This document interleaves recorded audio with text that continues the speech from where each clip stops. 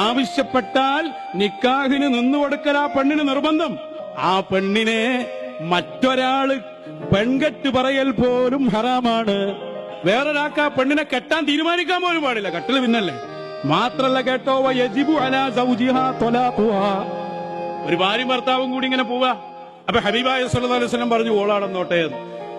ഹബീബായ തങ്ങൾ കെട്ടാൻ ആഗ്രഹിച്ചു പോയാൽ ആ ഭർത്താവ് ത്വലാഖ് ചൊല്ലൽ നിർബന്ധമാണ്. ത്വലാഖ് അപ്പ ചൊല്ലിക്കൊള്ളും. നിന്നെപ്പോലെയുള്ള പരമദണ്ഡികൾ വ്യാഖ്യാനിച്ചെഴുതിയ കുറച്ച് തെണ്ടിത്തരങ്ങൾ നിറഞ്ഞ രേഖകളും ഹദീസുകളും പ്രമാണങ്ങളുമാണ് പലപ്പോഴും ഈ മതത്തെ മോശമാക്കി ഉദ്ധരിക്കാൻ വേണ്ടി പലയിടങ്ങളിലും ഉപയോഗിക്കുന്നത്. ആരെ നോക്കിയാലും അങ്ങ് കൊടുക്കണം, അവിടെ നിൽക്കാൻ പറഞ്ഞാൽ അവിടെ നിൽക്കണം, അവിടെ കൊടുത്തിട്ടേ പോകാവൂ എന്നൊക്കെ പറഞ്ഞാൽ നിന്റെ തെണ്ടിത്തരവും തെമ്മാടിത്തരവും വിവരദോഷവുമാണ് നൗഷാദ് എന്നുള്ളത് നീ മനസ്സിലാക്കണം.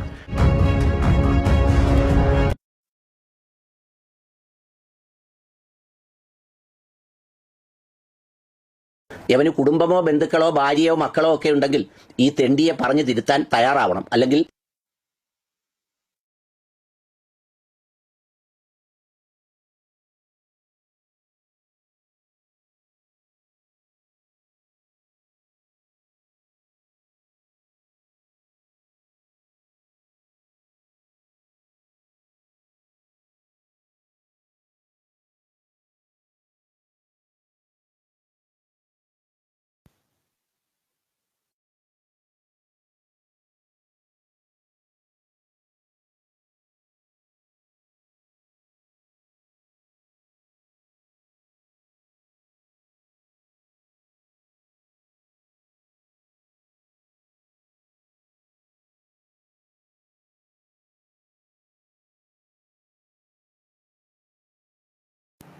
ഹലോ,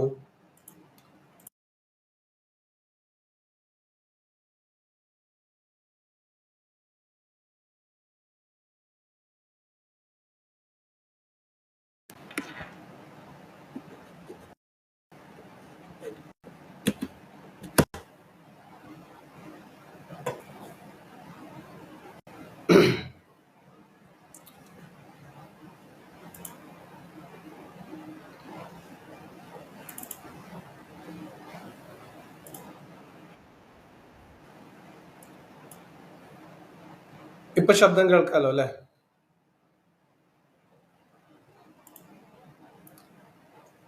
ശബ്ദം ക്ലിയർ ആയെങ്കിൽ പറയണേ.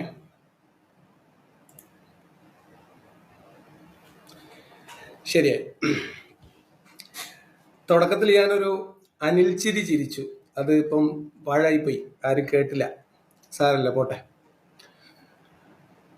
അനിൽ മുഹമ്മദ് എന്ന് പറയുന്ന വ്യക്തിയുമായിട്ട് ഇസ്ലാം മത വിമർശനം ഞാൻ യൂട്യൂബിലൊക്കെ ചെയ്ത് തുടങ്ങുന്ന 2021 കാലഘട്ടത്തിൽ ആദ്യമായിട്ട് സംസാരിക്കേണ്ടി വന്ന വിഷയം വ്യക്തിപരമായിട്ടുള്ള കാര്യത്തിൽ. ആദ്യത്തേത് നമ്മളെ MN കാരശ്ശേരി മാഷിന്റെ സ്വർഗം വേണ്ട എന്ന് പറഞ്ഞിട്ടുള്ള ഒരു പ്രസ്താവനയ്ക്കെതിരെ ഇദ്ദേഹം ഉറഞ്ഞു തുള്ളിയപ്പോൾ ഇസ്ലാമിക സ്വർഗത്തെക്കുറിച്ചുള്ള ഇദ്ദേഹത്തിന്റെ വിവരക്കേടുകൾ വളരെ കൃത്യമായിട്ട് നമുക്ക് മനസ്സിലായി. അതിനോടൊരു പ്രതികരണ വീഡിയോ ചെയ്തിരുന്നു. അതിനുശേഷം അനിൽ മുഹമ്മദുമായി ബന്ധപ്പെട്ട് ഞാനൊരു വീഡിയോ ചെയ്യേണ്ടി വന്നത്, അനിൽ മുഹമ്മദ് ഞാൻ ഉൾപ്പെടെയുള്ള സ്വാതന്ത്ര്യേന്ദകരെ അല്ലെങ്കിൽ എന്നെ ഡയറക്റ്റ് ആയിട്ട് അദ്ദേഹത്തിന് മറുപടി കൊടുത്തതിന് ഒരു പകരം ചോദിക്കുക എന്ന രീതിയിൽ നമ്മളുടെ ഒരു മൊറാലിറ്റിയൊക്കെ ചോദ്യം ചെയ്തുകൊണ്ട് നമ്മളൊക്കെ കുത്തഴിഞ്ഞ ജീവിതം, അധാർമിക ജീവിതം, ഇതിനു വേണ്ടി മതം വിട്ടവരാണ്, അല്ലെങ്കിൽ ഇതാണ് മതമില്ലായ്മയുടെ പ്രധാനപ്പെട്ട സംഭവം എന്നൊക്കെ പറഞ്ഞപ്പോൾ മുഹമ്മദ് നബി മുസ്ലിം പുരുഷന് മാതൃകയാണോ? മുഹമ്മദ് നബിയുടെ ധാർമ്മിക മാതൃക അല്ലെങ്കിൽ ലൈംഗിക സദാചാരം, ലൈംഗിക ധാർമ്മികത, ഇതൊക്കെ ആധുനിക കാലത്തെ മനുഷ്യർക്ക് പിന്തുടരാവുന്നതാണോ എന്ന് ചോദിച്ചുകൊണ്ട് ഞാനൊരു വീഡിയോ ചെയ്തിരുന്നു. അത് അദ്ദേഹത്തിന് വല്ലാതെ ബുദ്ധിമുട്ടുണ്ടാക്കുകയും അദ്ദേഹം മുഹമ്മദ് നബിയുടെ ധാർമ്മിക മാതൃക ഉയർത്തിപ്പിടിച്ചുകൊണ്ട് വരാൻ ശ്രമിക്കുകയൊക്കെ ചെയ്തു. അതിൽ പ്രധാനമായിട്ട് ആയിഷ ബീവിയുടെ കല്യാണത്തെക്കുറിച്ചുള്ള അദ്ദേഹത്തിന്റെ ഒരു സിദ്ധാന്തം വേറെ ഒരു മതപണ്ഡിതനെയൊക്കെ സഹായത്തിന് വിളിച്ചുകൊണ്ടാണ് ചെയ്തത്. ഇസ്ലാം മത വിമർശകർക്ക് എതിരെ ഇവർ ധാർമ്മികമായ ചോദ്യങ്ങൾ ഉന്നയിക്കുമ്പോൾ അതിന് പ്രധാനപ്പെട്ടത് ലൈംഗിക ധാർമ്മികതയായിരിക്കും. അതേ സമയത്ത് ഇസ്ലാമുമായി ബന്ധപ്പെട്ട്, പ്രവാചകനുമായി ബന്ധപ്പെട്ട് ഇവരുടെ വിശ്വാസം അനുസരിച്ച് പ്രവാചകൻ എന്ന് പറയുന്നത് ലോകാവസാനം വരെയുള്ള സകല മനുഷ്യർക്കും ഉത്തമമായ ജീവിത മാതൃകയാണ് എന്നാണ്. അത് എല്ലാ കാര്യത്തിലും ഒരു വ്യക്തി എന്നുള്ള രീതിയിൽ, ഒരു ഭർത്താവ് എന്നുള്ള രീതിയിൽ, ഒരു കുടുംബസ്ഥൻ, ഒരു പിതാവ് എന്ന രീതിയിൽ, ഒരു ഭരണാധികാരി എന്ന രീതിയിൽ, ഒരു എന്താ പറയുക, ഒരു ജഡ്ജ് എന്ന രീതിയിൽ, ഒരു ന്യായാധിപൻ എന്ന രീതിയിലൊക്കെ എല്ലാ കാലത്തുള്ള മനുഷ്യർക്ക് ഏറ്റവും ഉത്തമമായ മാതൃകയുണ്ട് മുഹമ്മദ് നബിയിൽ എന്നാണ് ഇവർ പറയുമ്പോൾ അതാണ് പറയുക. അപ്പൊ നമ്മൾ ഓരോരോ മാതൃകകൾ എടുത്തിട്ട് മുഹമ്മദ് നബിയുടെ ഈ മാതൃക നിങ്ങൾക്ക് ഇന്ന് പിന്തുടരാൻ പറ്റുമോ ചോദിച്ചാൽ ഇല്ല, അത് മുഹമ്മദ് നബിക്ക് മാത്രമുള്ളതാണ്. ഇനി വേറൊരു മാതൃക എടുത്തിട്ട് ഇത് ഇന്നത്തെ കാലത്ത് ചെയ്യാൻ പറ്റുമെന്ന് ചോദിക്കുമ്പോൾ അത് ആ കാലഘട്ടത്തിലല്ലേ എന്ന് പറയും. ഇങ്ങനെ നമ്മൾ ഓരോന്നായിട്ട് പരിശോധിച്ചാൽ മുഹമ്മദ് നബി എന്ന് പറയുന്നത് ആധുനിക ലോകത്ത് ജീവിക്കുന്ന ഒരു മുസ്ലിം പുരുഷന് പിന്തുടരാവുന്ന ഒരു ലൈംഗിക സദാചാരമോ ധാർമ്മികതയോ ഉണ്ടായിരുന്ന ആളല്ല. അങ്ങനെ പിന്തുടരാവുന്ന ഒരു മാതൃകയല്ല മുഹമ്മദ് നബി എന്ന് നമ്മൾ പറയുമ്പോൾ അതിനെതിരെ ഉറഞ്ഞു തുള്ളുന്നവർ, അതിനെതിരെ പറയുന്നവരെ, വിമർശിക്കുന്നവരെ, ചീത്ത വിളിക്കുന്നവർ, അതിനൊക്കെ മുന്നിൽ നിൽക്കുന്ന ആളാണ് അനിൽ മുഹമ്മദ്. അനിൽ മുഹമ്മദ് അങ്ങനെ വിളിക്കുന്ന ഒരു ചീത്ത കേട്ടുകൊണ്ട് നമുക്ക് തുടങ്ങാം. ഇത് എന്നെ വിളിക്കുന്നതോ മതവിമർശനം നടത്തുന്ന, ഇസ്ലാം മത വിമർശനം നടത്തുന്ന ആരെങ്കിലുമോ വിളിക്കുന്ന ചീത്തയല്ല. എന്തായാലും ചെവിട് പൊട്ടുന്ന ചീത്തയാണ്. അതുകൊണ്ട് ഈ വീഡിയോ തുടർന്ന് അങ്ങോട്ട് കാണുന്നവർ, ഇന്നലെ ഒരു അബദ്ധം പറ്റിയെന്നാണ് മനസ്സിലാക്കിയത്. അതുകൊണ്ട് തുടർന്ന് അങ്ങോട്ട് കാണുന്നവർ കുട്ടികളുടെ അസാന്നിധ്യത്തിലായിരിക്കാൻ ശ്രമിക്കുക.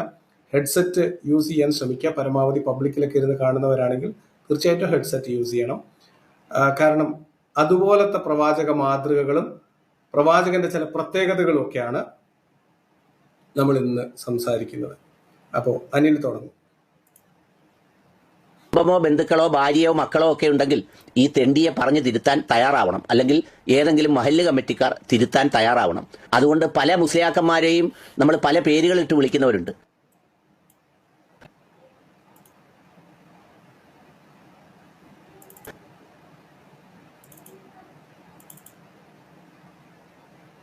ഹബീബായ തങ്ങള് ആവശ്യപ്പെട്ടാൽ നിക്കാഹിന് നിന്നുകൊടുക്കൽ ആ പെണ്ണിന് നിർബന്ധം.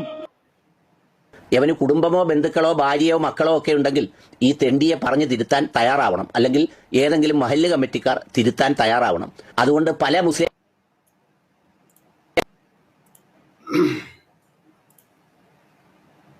യവന് കുടുംബമോ ബന്ധുക്കളോ ഭാര്യയോ മക്കളോ ഒക്കെ ഉണ്ടെങ്കിൽ ഈ തെണ്ടിയെ പറഞ്ഞു തിരുത്താൻ തയ്യാറാവണം, അല്ലെങ്കിൽ ഏതെങ്കിലും മഹല്ല് കമ്മിറ്റിക്കാർ യവന് കുടുംബമോ ബന്ധുക്കളോ ഭാര്യയോ മക്കളോ ഒക്കെ ഉണ്ടെങ്കിൽ ഈ തെണ്ടിയെ പറഞ്ഞു തിരുത്താൻ തയ്യാറാവണം, അല്ലെങ്കിൽ ഏതെങ്കിലും മഹല്ല് കമ്മിറ്റിക്കാർ തിരുത്താൻ തയ്യാറാവണം. അതുകൊണ്ട് പല മുസ്ലിയാക്കന്മാരെയും നമ്മൾ പല പേരുകളിട്ട് വിളിക്കുന്നവരുണ്ട്. അതുപോലെ യവനെ തെണ്ടി മുസ്ലിയാരെന്നോ ചെറ്റ മുസ്ലിയാരെന്നോ ഈ മുസ്ലിയാരെന്ന് വിളിക്കണമെന്ന് നിർബന്ധമുള്ളവർക്ക് വിളിക്കാനായി ഒരു നാമകരണവും നൽകേണ്ടത് ഈ സമൂഹത്തിന് ആവശ്യമാണെന്ന് മാത്രം തൽക്കാലം പറയട്ടെ. അപ്പൊ നമ്മളെ കുറിച്ചല്ല പറയുന്നത്, മനസ്സിലായില്ലേ? ഒരു മുസ്ലിയാരെ കുറിച്ചാണ്. എന്താണ് മുസ്ലിയാർ ചെയ്ത പാതകം? നമ്മുടെ നാട്ടില് കറാമത്ത് കച്ചവടം ചെയ്യുന്ന ഒരുപാട് ആളുകളുണ്ട്. ഈ കറാമത്ത് കച്ചവടക്കാരുടെ ഇടയിൽ കുപ്രസിദ്ധി നേടിയ ആളുകൾ, അവരിൽപ്പെട്ട ഒരാളായിരുന്നു നൌഷാദ് ഹസനി. AP അബൂബക്കർ മുസ്ലിയാര് CM വലിയുല്ലാഹിയുടെ കറാമത്ത് തള്ളുന്ന കാലത്ത് അദ്ദേഹത്തിന്റെ അരുമ ശിഷ്യഗണങ്ങളിൽ നമ്മുടെ പകര ഹസനി കഴിഞ്ഞാൽ പിന്നെ ഏറ്റവും നന്നായിട്ട് AP ഉസ്താദിന്റെ കറാമത്തുകൾ തള്ളിയിരുന്ന ആളാണ്, അല്ലെങ്കിൽ CM വലിയുല്ലാഹിയുടെ കറാമത്ത് തള്ളിയിരുന്ന ആളാണ് നൌഷാദ് ഹസനി. പിന്നീട് നൌഷാദ് ഹസനിയും വേറെ ഒരു ചെറിയ മൊലിയാരും കൂടി അവിടുന്ന് AP ഉസ്താദിന്റെ അടുത്ത് തെറ്റിപ്പോയി. അവർ സ്വന്തം നിലക്ക് CMന്റെ കറാമത്ത് തള്ളുകയും കറാമത്ത് കഥകൾ പറയുകയും ഔലിയാക്കന്മാരുടെ കഥകൾ കുറച്ചുകൂടി ആഴത്തിൽ പറയുകയും ഒക്കെ ചെയ്തു. അപ്പൊ കറാമത്ത് പറഞ്ഞു പോയി അമ്പിയാക്കളെ കുറിച്ചും ഔലിയാക്കളെ കുറിച്ചും അവരുടെ പ്രത്യേകതകളെ കുറിച്ചും ഒക്കെ ഇന്നാട്ടിലെ ഈ കാലഘട്ടത്തിലെ ഈ അവസ്ഥയിൽ ഇവർ പറയുന്ന കറാമത്ത് കേട്ടിട്ട് വിശ്വാസികളുടെ കണ്ണു തള്ളി. അപ്പൊ അതിനെതിരെ ചില ആളുകൾ രംഗത്ത് വന്നു. അങ്ങനെ വന്നപ്പോൾ നിസ്കരിക്കാത്ത ഔലിയാക്കള്, മോഷ്ടിക്കുന്ന ഔലിയാക്കള്, കുളിക്കാത്ത ഔലിയാക്കൾ എന്നൊക്കെ പറഞ്ഞിട്ട് കറാമത്ത് പറഞ്ഞപ്പം അതെങ്ങനെയാണ് ഇസ്ലാമിന്റെ ശരീഅത്ത് അനുസരിക്കാത്ത ഔലിയാക്കൾ ഉണ്ടാവുമോ എന്ന് ചോദിച്ചിട്ടുള്ള ഒരു തർക്കമുണ്ടായി. ആ തർക്കം ഉണ്ടായ സമയത്ത് ഔലിയാക്കൾക്കും പ്രവാചകന്മാർക്കും ഒക്കെയുള്ള ശരീഅത്ത് എന്ന് പറഞ്ഞാൽ, മതനിയമം എന്ന് പറഞ്ഞാൽ അതൊക്കെ വ്യത്യസ്തമാണ് എന്നും അതൊന്നും നിങ്ങൾക്ക് അറിയാത്തതുകൊണ്ടാണോ, നിങ്ങൾ കിതാബ് വായിക്കാത്തതുകൊണ്ടാണോ എന്നും പറഞ്ഞിട്ട് സുന്നികളായിട്ടുള്ള ആളുകൾക്കിടയിൽ, ഓർക്കണം, AP വിഭാഗം സുന്നികളായിട്ടുള്ള ആളുകൾക്കിടയിൽ ഉണ്ടായ തർക്കം എന്ന് പറഞ്ഞാൽ AP വിഭാഗത്തിൽ നിന്ന് ഇടക്കാലത്ത് തെറ്റിപ്പോയ നൌഷാദ് ഹസനിയും കൂട്ടർക്കുമെതിരെ AP ഉസ്താദും അദ്ദേഹത്തിന്റെ ശിഷ്യന്മാരായിട്ടുള്ള പേരോട് അബ്ദുറഹ്മാൻ സഖാഫിയൊക്കെ ഇവരെ തള്ളി പറഞ്ഞുകൊണ്ട് രംഗത്ത് വന്നപ്പോ അമ്പിയാക്കൾക്കും ഔലിയാക്കൾക്കും പ്രവാചകന്മാർക്കും ഒക്കെ സാധാരണ മനുഷ്യർക്ക് ബാധകമാകുന്ന രീതിയിലല്ല ശരീഅത്ത് നിയമങ്ങൾ ഉള്ളത്, മതനിയമങ്ങൾ ഉള്ളത്, അവരുടെ കഴിവുകളും അവകാശങ്ങളും ഉള്ളത് എന്ന് സ്ഥാപിക്കാൻ വേണ്ടി നൗഷാദ് ഹസനി ഇടം വലം നോക്കാതെ കിതാബ് എടുത്ത് വായിക്കുന്നത്. അങ്ങനെ കിതാബ് എടുത്ത് വായിക്കുന്ന കൂട്ടത്തിൽ മുഹമ്മദ് നബി ഒരു സാധാരണ മനുഷ്യനാണ് എന്ന വാദത്തിന് വിരുദ്ധമായി മുഹമ്മദ് നബി എല്ലാ കാര്യത്തിലും വിശ്വാസികൾക്ക് മാതൃകയാക്കാവുന്ന അല്ലെങ്കിൽ വിശ്വാസികൾക്ക് മാതൃകയാക്കാവുന്ന കാര്യങ്ങൾ മാത്രമാണ് മുഹമ്മദ് നബിയുടെ ജീവിതത്തിൽ ഉള്ളൂ എന്ന അർത്ഥം വരുന്ന തരത്തിലുള്ള പ്രയോഗങ്ങൾ കണ്ടപ്പോൾ അദ്ദേഹത്തിന്റെ ഹൃദയം വേദനിച്ചു. അള്ളാഹുവിന്റെ ഏറ്റവും പ്രധാനപ്പെട്ട ഹബീബ് അല്ലെങ്കിൽ അള്ളാഹുവിന്റെ ഏക ഹബീബ് ആയിട്ടുള്ള മുഹമ്മദ് നബി നിരവധി അനവധി പ്രത്യേകതകളുള്ള മനുഷ്യനാണ് മുഹമ്മദ് നബി എന്ന് വിശ്വസിക്കുന്ന വിശ്വാസം, എഴുതി വെച്ചിട്ടുള്ള കിതാബുകൾ, ഇതൊക്കെ മൂടി വെച്ചുകൊണ്ട് സാധാരണക്കാരായിട്ടുള്ള മനുഷ്യരെ കബളിപ്പിക്കാൻ വേണ്ടി മുഹമ്മദ് നബിയുടെ പ്രത്യേക നിയമങ്ങൾ, മുഹമ്മദ് നബിക്ക് അള്ള കൊടുത്ത പ്രത്യേക ഓഫറുകൾ, ഇതൊക്കെ മറച്ചു പിടിച്ച് ഇതൊക്കെ ഉണ്ട് എന്ന് പറയുന്ന ഇവരെ ചീത്ത വിളിക്കാൻ വേണ്ടി അവർ രംഗത്ത് വന്നപ്പോൾ നൗഷാദ് ഹസൻ ഒരു കിതാബ് എടുത്ത് വായിച്ചു. ആ കിതാബ് എടുത്ത് വായിച്ചത് കേട്ടിട്ട് കലി പൂണ്ട അനിൽ മുഹമ്മദിന് ആദി കയറി. എന്താ ആദി? മുഹമ്മദ് നബിയാണ് എല്ലാ കാര്യത്തിലും മുസ്ലിങ്ങൾക്ക് ഏറ്റവും ഉത്തമമായ മാതൃക. മുഹമ്മദ് നബിയോളം നല്ലൊരു മാതൃക നിങ്ങൾക്ക് വേറെ കാണാൻ കിട്ടൂല. പ്രത്യേകിച്ച് ലൈംഗിക, സദാചാര, കുടുംബജീവിത വ്യവസ്ഥകളിലൊക്കെ മുഹമ്മദ് നബി ഉത്തമമായ മാതൃകയാണ് എന്ന് തള്ളിമറിച്ചുകൊണ്ട് നടന്നിരുന്ന അനിൽ മുഹമ്മദിന് ആകെ അറിയാവുന്നത് മുഹമ്മദ് നബി ഉത്തമ മാതൃക, ഖുർആൻ, പത്രമാറ്റ്, കിതാബ് എന്ന ഈ രണ്ട് തള്ളാണ്. അതിന്റെ വിശദാംശങ്ങളിലേക്ക് പോകാനോ അത് പരിശോധിക്കാനോ ഒന്നുള്ള പാങ്ങോ അല്ലെങ്കിൽ ഏതെങ്കിലും ഒരു കാര്യത്തിൽ നേർക്ക് നേർ എന്തെങ്കിലും കാര്യങ്ങൾ വരുമ്പോൾ നേർക്ക് നേർ അല്ലെങ്കിൽ ഇപ്പോൾ ഓൺലൈനായിട്ട് ചോദ്യങ്ങൾ വരുമ്പോൾ ആ ചോദ്യങ്ങളെ അഡ്രസ്സ് ചെയ്യാനൊന്നും ഇദ്ദേഹത്തിന് അറിയില്ല. ഇദ്ദേഹത്തിന് ആകെ അറിയാവുന്നത് പണ്ട് എന്നെ ചീത്ത വിളിച്ചത് ഇതേ രീതിയിലും ഇതിനേക്കാളും കടന്ന രീതിയിലാണ്. ഇതിപ്പോ മൊയ്ലിയാരായതുകൊണ്ട് ഒന്ന് മയത്തിൽ വിളിക്കുന്നു എന്ന് മാത്രം. അപ്പൊ വീട്ടിലുള്ളവർ ഇവരെ ഉപദേശിക്കണം, അല്ലെങ്കിൽ മൗലിയമാർക്ക് ഇവർക്ക് വല്ല വൃത്തികെട്ട പേരിട്ടുള്ള ഒരു പേര് വിളിക്കണം എന്നൊക്കെയാണ് ഇദ്ദേഹത്തിന്റെ വാദം. എന്താണ് നൗഷാദ് ഹസനി പറഞ്ഞത്? എന്തിനാണ് അനിൽ മുഹമ്മദ് ഇങ്ങനെ കലി തുള്ളുന്നത്? എന്തിനാണ് ഇദ്ദേഹത്തിന് ആദി കയറുന്നത് എന്ന് നമുക്കൊന്ന് കേൾക്കാം. പെണ്ണിനെ ഹബീബായ തങ്ങള് ആവശ്യപ്പെട്ടാൽ നിക്കാഹിന് നിന്നുകൊടുക്കൽ ആ പെണ്ണിന് നിർബന്ധം. ആ പെണ്ണിനെ മറ്റൊരാള് പെൺകെട്ട് പറയൽ പോലും ഹറാമാണ്. പറ്റില്ല. നമ്മളൊരു പെണ്ണിനെ കെട്ടാൻ തീരുമാനിച്ച് വേറെ ആൾ വന്ന് ആ പെണ്ണിന് ഓനസ്റ്റായ പെണ്ണങ്ങ് പോയി പോവും. എന്നാൽ ഹബീബായ തങ്ങള് ആഗ്രഹിച്ച പെണ്ണിനെ എന്ന് പറഞ്ഞാൽ അതിന്റെ സാധ്യത പറയാണ്. ഹബീബായ സ്വല്ലല്ലാഹു അലൈഹി വസല്ലം തങ്ങളുടെ ഹക്കിൽ അത്രയും നിർബന്ധമാണ്. വേറൊരാൾക്ക് ആ പെണ്ണിനെ കെട്ടാൻ തീരുമാനിക്കാൻ പോലും പാടില്ല. കെട്ടൽ പിന്നല്ലേ. മാത്രല്ല കേട്ടോ, യജിബു അലാ സൗജിഹാ ത്വലാഖുഹാ. ഒരു ഭാര്യയും ഭർത്താവും കൂടി ഇങ്ങനെ പോവാ. അപ്പൊ ഹബീബായ സ്വല്ലല്ലാഹു അലൈഹി വസല്ലം പറഞ്ഞു ഓളാടന്നോട്ടെ. ഹബീബായ തങ്ങൾ കെട്ടാൻ ആഗ്രഹിച്ചു പോയാൽ ആ ഭർത്താവ് ത്വലാഖ് ചൊല്ലൽ നിർബന്ധമാണ്. ത്വലാഖ് അപ്പ ചൊല്ലിക്കൊള്ളും. നല്ല ഒന്നാവല ശരീഅത്ത് ഒരു നിക്കാഹിന്റെ വിഷയം. ഇത് കേട്ടിട്ടാണ് നമ്മുടെ അനിൽ മുഹമ്മദിന്, അല്ല എനിക്കിതിനകത്ത് പ്രത്യേകിച്ച് അത്ഭുതമൊന്നും തോന്നിയില്ല. മുഹമ്മദ് നബിയെ കുറിച്ചുള്ള കഥകളും ഹദീസുകളും മുഹമ്മദ് നബിയുടെ ചരിത്രവും ഒക്കെ വായിച്ച ആൾക്ക് ഇതിൽ പ്രത്യേകിച്ച് അത്ഭുതപ്പെടാനോ കലി തുള്ളാനോ ഒന്നുമുള്ള കാര്യമില്ല. കാരണം ഇതൊക്കെ കിതാബുള്ളതാണ്. ഇദ്ദേഹം ഈ പറയുന്ന എല്ലാ കാര്യങ്ങൾക്കും കിതാബിൽ തെളിവുള്ളതാണ്, ചരിത്രത്തിൽ തെളിവുകളുള്ളതാണ്. മുഹമ്മദ് നബിയുടെ ജീവിതത്തിൽ നിന്ന് അടർത്തിയെടുത്ത പേജുകളാണ് ഇതൊക്കെ. എന്തിനാണ് അനിൽ മുഹമ്മദ് ഇങ്ങനെ കലി തുള്ളിയത് എനിക്ക് മനസ്സിലായിട്ടില്ല. ഇദ്ദേഹം ഈ പറയുന്നത് കൂടാതെ ഇദ്ദേഹം പറയുന്ന ഏറെക്കുറെ കാര്യങ്ങൾക്കൊക്കെ അദ്ദേഹത്തിന്റെ ജീവിതത്തിൽ സംഭവിച്ച സംഭവങ്ങൾ തെളിവുദ്ധരിച്ചുകൊണ്ട് നൗഷാദ് ഹസനിയുടെ ഈ ഒരു ചെറിയ ക്ലിപ്പ് കണ്ടിട്ട് കലി തുള്ളി ചീത്ത വിളിക്കുന്ന അനിൽ മുഹമ്മദ് അദ്ദേഹത്തിന്റെ കലിമാറുന്നത് വരെ 5 മിനിറ്റ് നിർത്താതെ ചീത്ത വിളിച്ചത് കേട്ടതിന് ശേഷം അനിൽ മുഹമ്മദിന്റെ ഈ ആദി എന്ന് പറയുന്നത് മുഹമ്മദിന്റെ ചില വ്യാധികൾ നാട്ടുകാരറിയും എന്ന ബേജാറ് മാത്രമാണ് എന്ന് നമുക്ക് മനസ്സിലാക്കാൻ പറ്റും. അതിനുള്ള തെളിവുകൾ കൂടിയാണ് നമ്മൾ ഇന്നത്തെ വീഡിയോയിൽ ഉൾപ്പെടുത്തുന്നത്.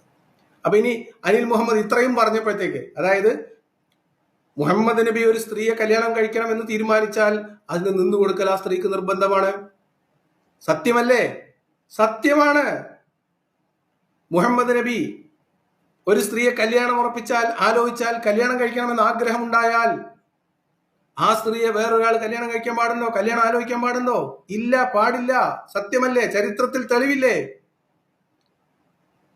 ഭർത്താവുള്ള ഒരു സ്ത്രീയെ മുഹമ്മദ് നബി ആഗ്രഹിച്ചാൽ ആ ഭർത്താവ് ആ സ്ത്രീയെ ത്വലാഖ് ചൊല്ലൽ വാജിബല്ലേ?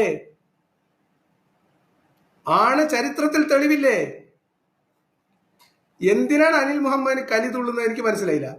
ഇതൊക്കെ മുത്തുനബിന്റെ പ്രത്യേകതകൾ എന്ന രീതിയിൽ പരിഗണിച്ചിട്ട് അത് മുത്തുനബിക്ക് പ്രത്യേകതയായിട്ട് പടച്ചോൻ കൊടുത്ത ചില സ്പെഷ്യൽ ഓഫറുകളാണെന്ന് പറഞ്ഞ് തടി സലാമത്താക്കുന്നതിന് പകരം ഈ 2-3 പ്രത്യേകതകൾക്ക് പകരം വേറെയും ഒരു 4-5 പ്രത്യേകതകൾ ഈ അഹ്സനിയെ കൊണ്ട് ആ കിതാബിൽ നിന്ന് വായിപ്പിക്കുന്നത്, അല്ലെങ്കിൽ അവര് വായിച്ചിട്ട് വിശദീകരിച്ചത് നമ്മളെ കൊണ്ട് കേൾപ്പിക്കുന്ന അവസ്ഥയിലേക്ക് എന്തിനാണ് അനിൽ മുഹമ്മദെ കൊണ്ടെത്തിക്കുന്നത് കാര്യങ്ങൾ?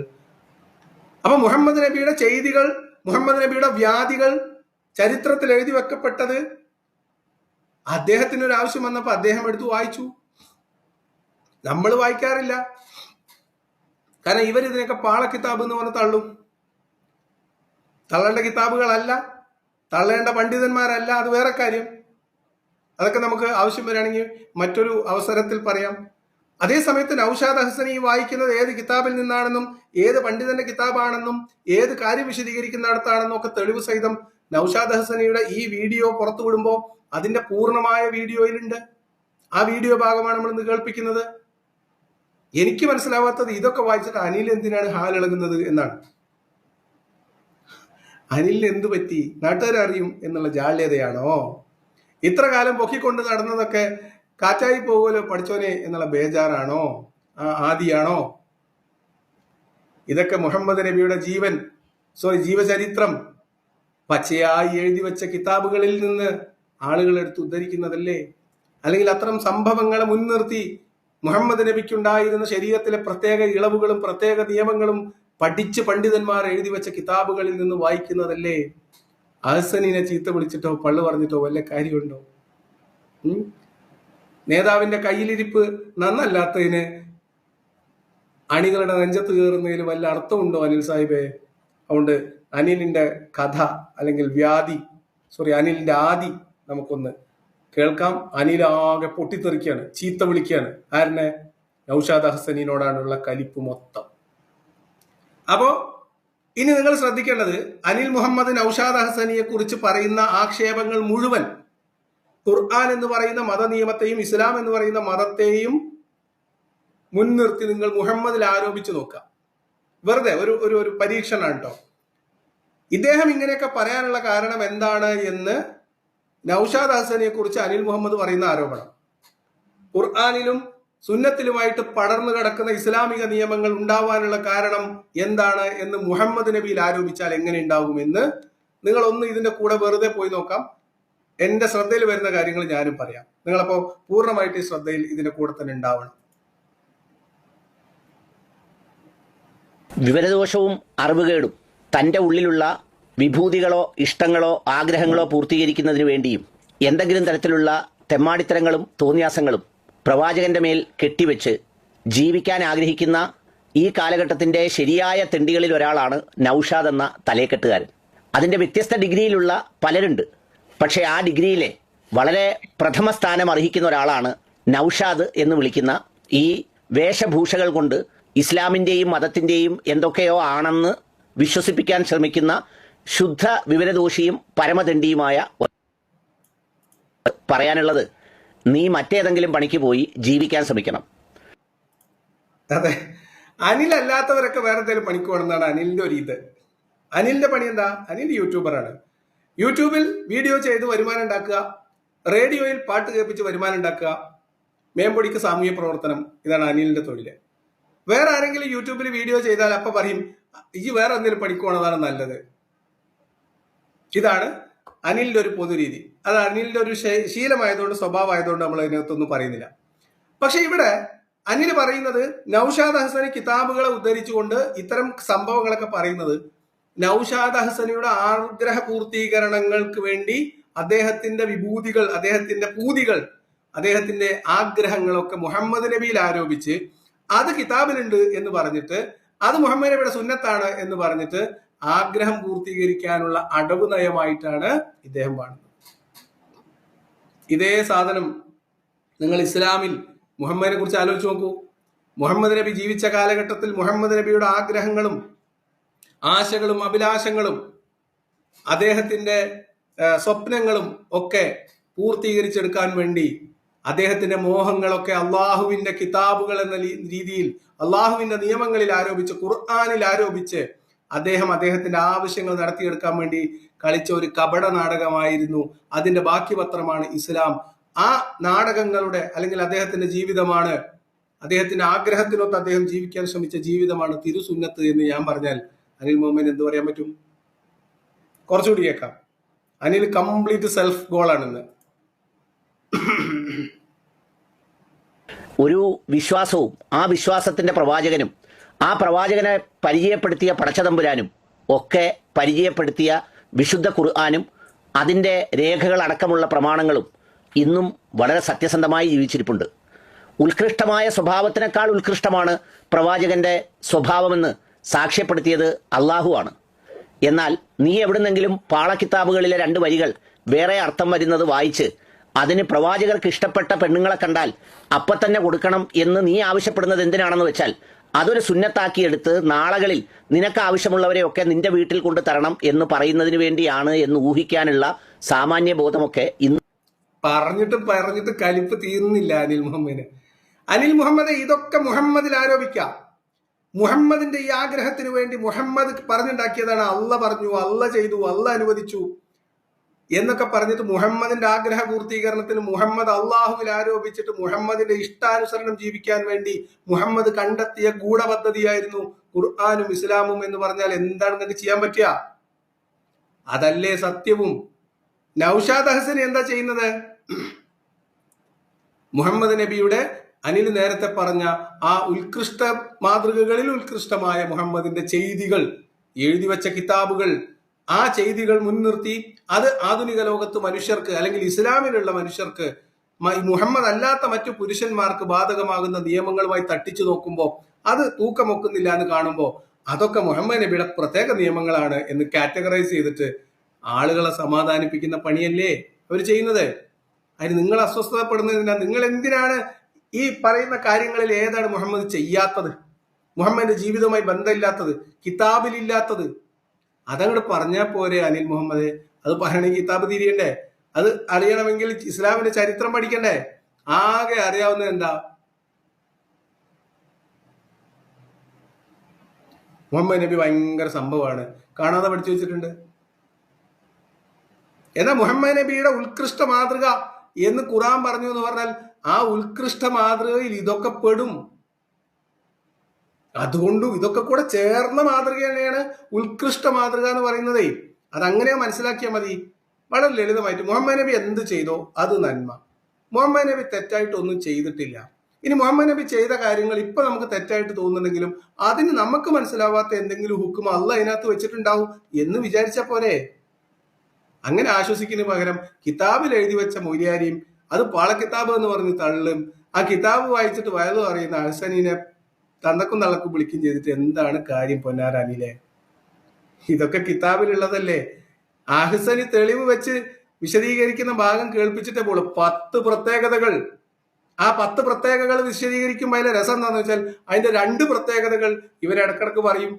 അപ്പൊ ആ 2 പ്രത്യേകതകൾ അവരെടുക്കും, ബാക്കി 8 എണ്ണം തള്ളും. കാരണം എന്താ? ആ 8 എണ്ണം ഇന്ന് നാട്ടുകാരോട് പറയാൻ പറ്റില്ല. അത് അനിൽ തന്നെ പറയുന്നുണ്ട്, നിങ്ങൾ കേട്ടോളി.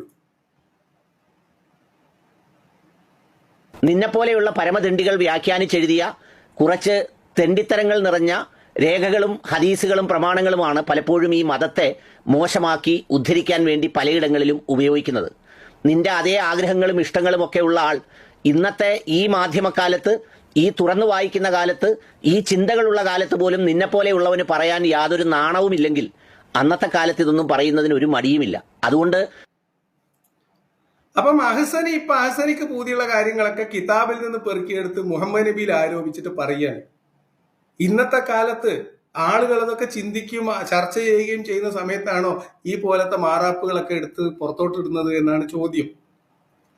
ഇന്ന് ഇങ്ങനെ പറയാൻ പറ്റുന്ന അഹ്സനിമാരുണ്ടെങ്കിൽ ഇതിനു മുമ്പത്തെ കാലത്ത് എന്തൊക്കെ കിതാബിൽ എഴുതി വെച്ചിട്ടുണ്ടാകും എന്ന് അതിശയം കൂറുകയാണ് അനിൽ മുഹമ്മദ്. അപ്പൊ അനിലിന് കാര്യങ്ങൾ ഏകദേശം അറിയാം. കിതാബ് എടുക്കരുത്, മറിക്കരുത്, നോക്കരുത്, നോക്കിക്കഴിഞ്ഞാൽ അത് നാറ്റക്കേസാകും എന്നൊക്കെ അനിലിന് ഏകദേശ ധാരണയുണ്ട്. അപ്പൊ അത് എഴുതി വെച്ച ഗ്രന്ഥകാരന് 4 പള്ളു പറയുക, എന്നിട്ട് അത് നോക്കി വായിച്ച അഹ്സനീനെ കുറച്ച് ചീത്ത വിളിക്കുക. അതുകൊണ്ട് മുഹമ്മദ് നബിയുടെ ജീവിതത്തിൽ ഇതൊന്നും സംഭവിച്ചിട്ടില്ല എന്നാകുമോ അനിൽ മുഹമ്മദേ? ഈ പറഞ്ഞ കാര്യങ്ങളൊന്നും ഇസ്ലാമിൽ മുഹമ്മദ് നബിക്ക് അനുവദിച്ചു കൊടുത്തതല്ല എന്ന് ഖുർആൻ വെച്ചോ ഹദീസ് വെച്ചോ തെളിയിക്കുകയല്ലേ അനിൽ ചെയ്യേണ്ടത്? അതിന് പകരം അഹ്സനീനെ ചീത്ത വിളിച്ചാൽ മതിയോ? അല്ലെങ്കിൽ ഇതിനെ ഈ ഗ്രന്ഥത്തിൽ എഴുതി വെക്കാൻ കാരണമാകുന്ന തരത്തിലുള്ള സംഭവങ്ങളൊന്നും മുഹമ്മദ് നബിയുടെ ജീവിതത്തിൽ ഉണ്ടായിട്ടില്ല എന്ന് ആത്മവിശ്വാസത്തോടെ പറയാൻ അനിൽ മുഹമ്മദിന് അറിയോ? അനിൽ മുഹമ്മദ് ഏത് ഹദീസ വായിച്ചത്? അനിൽ മുഹമ്മദ് ഏത് കിതാബ് വായിച്ചു? ഏത് ഖുർആൻ വായിച്ചു? ഏത് ചരിത്രം വായിച്ചു? ഏതെങ്കിലും മൂല്യന്മാർക്ക് ടെക്സ്റ്റ് മെസ്സേജ് അയച്ചിട്ട് ഇതൊക്കെ ഉണ്ടോ ഉസ്താദെ? ഇതൊന്നുമില്ല, അതൊക്കെ വെറുതെ പാളക്കിതാബ് എന്ന് വെറുതെ പറയുന്നതാണെന്ന് മൂല്യർ പിന്നെ ടെക്സ്റ്റ് മെസ്സേജ് റിപ്ലൈ കൊടുത്താൽ അത് ഇരുന്ന് വീഡിയോ ചെയ്യുക എന്നതിനപ്പുറത്തേക്ക് ഈ കിതാബോ ഈ ഗ്രന്ഥകാരനെയോ പരിശോധിക്കാനോ ഈ കിതാബിൽ എഴുതി വെച്ച കാര്യങ്ങൾക്ക് മതപരമായി ഇസ്ലാമിന്റെ ചരിത്രത്തിലോ ഖുർആാനിലോ ഹദീസിലോ ഇതിന് സമാനമായ സംഭവങ്ങൾ ഉണ്ടായിട്ടുണ്ടോ എന്ന് പരിശോധിക്കാനോ അനിൽ മുഹമ്മദ് എന്താ സംവിധാനം ഉള്ളത്? വല്ല സംവിധാനം ഉണ്ടോ? ഒരു സംവിധാനമില്ല. ആകെയുള്ള സംവിധാനം നാട്ടുകാരെ മുഴുവൻ ചീത്ത വിളിക്കുക, പിന്നെ ഒരു പരിഹാസ ചിരിച്ചിരിക്കുക, അല്ലേ? അതുകൊണ്ട് അനിലിൽ നിന്ന് ഇതൊക്കെ പറഞ്ഞു തന്നിട്ടേ പോകുള്ളൂ. ഇത് മാത്രമല്ല, നൗഷാദ് ഹസനെ അവിടെ എണ്ണിയ 10 കാര്യങ്ങൾ, ആ 10 കാര്യങ്ങൾ 2 എണ്ണം പേർക്ക് വലിയ കുഴപ്പമുണ്ടാവില്ല. കാരണം അതുവരെ അംഗീകരിക്കും. 8 എണ്ണം അംഗീകരിക്കാൻ അവർക്ക് കുറച്ച് പാടുണ്ട്. അതുകൊണ്ട് അംഗീകരിക്കാൻ പാടുള്ള കാര്യങ്ങൾ മുഹമ്മദ് നബിയുടെ ജീവിതത്തിൽ ഉണ്ടായിട്ടുണ്ടോ, ചരിത്ര പശ്ചാത്തലത്തിലുണ്ടോ, സംഭവിച്ചിട്ടുണ്ടോ? ഇതൊക്കെ വെറുതെ പണ്ഡിതന്മാര് തോന്നിയ പോലെ എഴുതി വെച്ചതാണോ? ഖുർആനിൽ ഇതിന്റെ സാധൂകരണം ഉണ്ടോ? മുഹമ്മദ് നബിക്ക് പ്രത്യേക ശരീഅത്തുണ്ടോ? മുഹമ്മദ് നബിയെ സാധാരണ വിശ്വാസികളായിട്ടുള്ള മുസ്ലിം പുരുഷനെ മാതൃകയാക്കാൻ, അനുകരിക്കാൻ, എല്ലാ കാര്യത്തിലും മുളത്തിന് മുളമായും ചാണിന് ചാണായും പ്രവാചകരെ അനുകരിക്കാൻ മുസ്ലിം പുരുഷന് അവകാശമുണ്ടോ? മതപരമായിട്ട് അവകാശമുണ്ടോ? ഇന്നത്തെ കാലത്ത് ചെയ്യാൻ പറ്റുമോ എന്നുള്ളത് വേറെ കാര്യം. മതപരമായിട്ട് അവകാശമുണ്ടോ?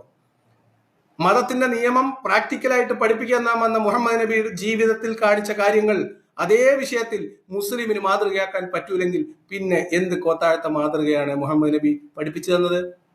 എന്ത് ജീവിതമാണ് പഠിപ്പിച്ചു തന്നത്? ഇപ്പൊ കല്യാണം കഴിക്കുന്നത് എങ്ങനെ കല്യാണം കഴിക്കാം, ആരെ കല്യാണം കഴിക്കാം, എപ്പോ കല്യാണം കഴിക്കാം, കല്യാണത്തിന്റെ രീതികൾ എന്തൊക്കെയായിരിക്കും, ആരാണ് എത്രയാണ് മഹർ കൊടുക്കേണ്ടത്, ആരാണ് നിക്കാഹ് ചെയ്തു കൊടുക്കേണ്ടത്, എങ്ങനെയാണ് സ്വീകരിക്കേണ്ടത് എന്നൊക്കെ തുടങ്ങിയ കാര്യങ്ങളിൽ A to Z കാര്യങ്ങളിൽ മാതൃകയില്ലേ? മുഹമ്മദിനെ നബി തലയിൽ കെട്ടിയപ്പോ വാൽ എത്ര നീളുണ്ടായിരുന്നു എന്ന് സ്കെയിൽ വെച്ച് അളന്ന് തലയിൽ കെട്ടുന്നവരല്ലേ? അവർക്ക് ഉത്തരവാദിത്തമില്ലേ? മുഹമ്മദ് നബി നിസ്കരിക്കാൻ വേണ്ടി കൈ ഇങ്ങനെ തക്ബീറത്തിൽ ഏറാൻ കെട്ടിയപ്പോ അത് എവിടെയായിരുന്നു എന്ന് ചാണിന് ചാണായും മുളത്തിന് മുളമായും അത് അനുകരിക്കാൻ വേണ്ടി, അത് അതുപോലെ അനുസരിക്കാൻ വേണ്ടി, ആ മാതൃക പിൻപറ്റാൻ വേണ്ടി കത്തിയും വാളും എടുത്തിട്ട് പള്ളികൾ തമ്മിൽ വെട്ടിക്കൂട്ടുന്ന കാലത്തല്ലേ നിങ്ങൾ ജീവിക്കുന്നത്? അല്ലേ? ആ മാതൃകയുള്ള മനുഷ്യൻ, ആ മാതൃക പഠിപ്പിക്കാൻ വന്ന പ്രവാചകൻ ഒരു മനുഷ്യന്റെ ജീവിതത്തിൽ പ്രത്യേകിച്ച് സദാചാരം എന്ന് പറഞ്ഞാൽ അരക്കു ചുറ്റുമുള്ള എന്തോ ആണ് എന്ന് മാത്രം ചിന്തിക്കുന്ന വിശ്വാസ സമൂഹത്തിന് മുമ്പിൽ മുഹമ്മദ് നബിയുടെ ലൈംഗിക സദാചാര വൈവാഹിക ജീവിതങ്ങൾ തുറന്ന പുസ്തകം പോലെ ആളുകൾക്ക് മാതൃകയാക്കാൻ പറ്റണ്ടേ? മാതൃകയാക്കാൻ പറ്റുന്നത് പോയിട്ട് കിതാബിലുള്ളത് വായിക്കാൻ പറ്റാത്തതാണെങ്കിൽ, കിതാബിലുള്ളത് വായിക്കുന്ന മൂല്യരെ ചീത്ത വിളിക്കുന്ന തരത്തിലുള്ള സംഭവങ്ങളാണ് കിതാബിലുള്ളതെങ്കിൽ ആ മുഹമ്മദിൽ എന്ത് മാതൃകയുണ്ടെന്നാണ് അനിലെ? വെറുതെ ആളെ ചീത്ത വിളിച്ചിട്ട് കാര്യമുണ്ടോ? നമുക്ക് കേട്ട് പോവാം. നിന്റെ ആഗ്രഹ പൂർത്തീകരണത്തിന് പറ്റിയത് നമ്മുടെ സന്തോഷ് ജോർജ് കുളങ്ങര പരിചയപ്പെടുത്തിയ ഏതെങ്കിലും സംസ്ഥാനത്തോ രാജ്യത്തോ പോയി അതുപോലെ ജീവിച്ച് നിനക്ക് ഇഷ്ടമുള്ളതുപോലെ ചെയ്യാം. അതിന് ചെയ്യുന്നതിന് തടസ്സമൊന്നുമില്ല, ഇവിടെയും ആവാം. പക്ഷെ അതൊന്നും നീ പ്രവാചകനായ മുഹമ്മദ് നബി സല്ലല്ലാഹു അലൈഹി വസല്ലമയുടെ മേൽ ആരോപിച്ച് ആരെ നോക്കിയാലും അങ്ങ് കൊടുക്കണം, അവിടെ നിൽക്കാൻ പറഞ്ഞാൽ അവിടെ നിൽക്കണം, അവിടെ കൊടുത്തിട്ടേ പോകാവൂ എന്നൊക്കെ പറഞ്ഞാൽ നിന്റെ തെണ്ടിത്തരവും തെമ്മാടിത്തരവും വിവരദോഷവുമാണ് നൗഷാദ് എന്നുള്ളത് നീ മനസ്സിലാക്കണം. എന്തൊക്കെ വാക്കുകളാണ്! സ്വന്തം പ്രവാചകനെ കുറിച്ചല്ലേ ഈ പറയുന്നത്? സംഗതി ഇനിയിപ്പോ കിതാബിൽ അങ്ങനെ ഉണ്ട് എന്ന് തന്നെ വെക്കാം. അഹ്സനി അത് വായിച്ചു എന്നും വെക്കാം. മറുപടി പറയുമ്പോ പ്രവാചകനെ കുറിച്ച് പറയുന്ന വാക്കാണത്. ഹൈഷ്! എങ്ങനെയാണ് ഒരു പ്രവാചകനെ ബഹുമാനിക്കുന്നു എന്ന് പറയുന്ന ഒരാൾക്ക് ഇതുപോലെ പദപ്രയോഗങ്ങൾ സ്വന്തം പ്രവാചകന് നേരെ, അങ്ങനെ അദ്ദേഹത്തിന്റെ ജീവിതത്തിൽ ഉണ്ടായിട്ടുണ്ടെങ്കിൽ തന്നെ, കിതാബിൽ എഴുതിയിട്ടുണ്ടെങ്കിൽ തന്നെ, വേറൊരു മൂല്യർ വായിച്ചിട്ടുണ്ടെങ്കിൽ തന്നെ, അനിൽ ഈ പറഞ്ഞതുപോലെയുള്ള പദപ്രയോഗങ്ങൾ എങ്ങനെയാണ് പ്രവാചകനെ സ്നേഹിക്കുന്ന ഒരാൾക്ക് പറയാൻ പറ്റുക? പറയുന്നതിനൊക്കെ ഒരു മാന്യത അന്തസ്സില്ലേ? പറയുന്നത് പിന്നെ അഹ്സനിയാണ് ഉദ്ദേശിക്കുന്നതെങ്കിലും പോയി കൊള്ളുന്നത് എവിടെയാണ് എന്ന് ആലോചിക്കണ്ടേ അനിൽ മുഹമ്മദേ? ആലോചിക്കണ്ടേ? ഇതൊക്കെ ശ്രദ്ധിക്കണ്ടേ അമ്പാനെ?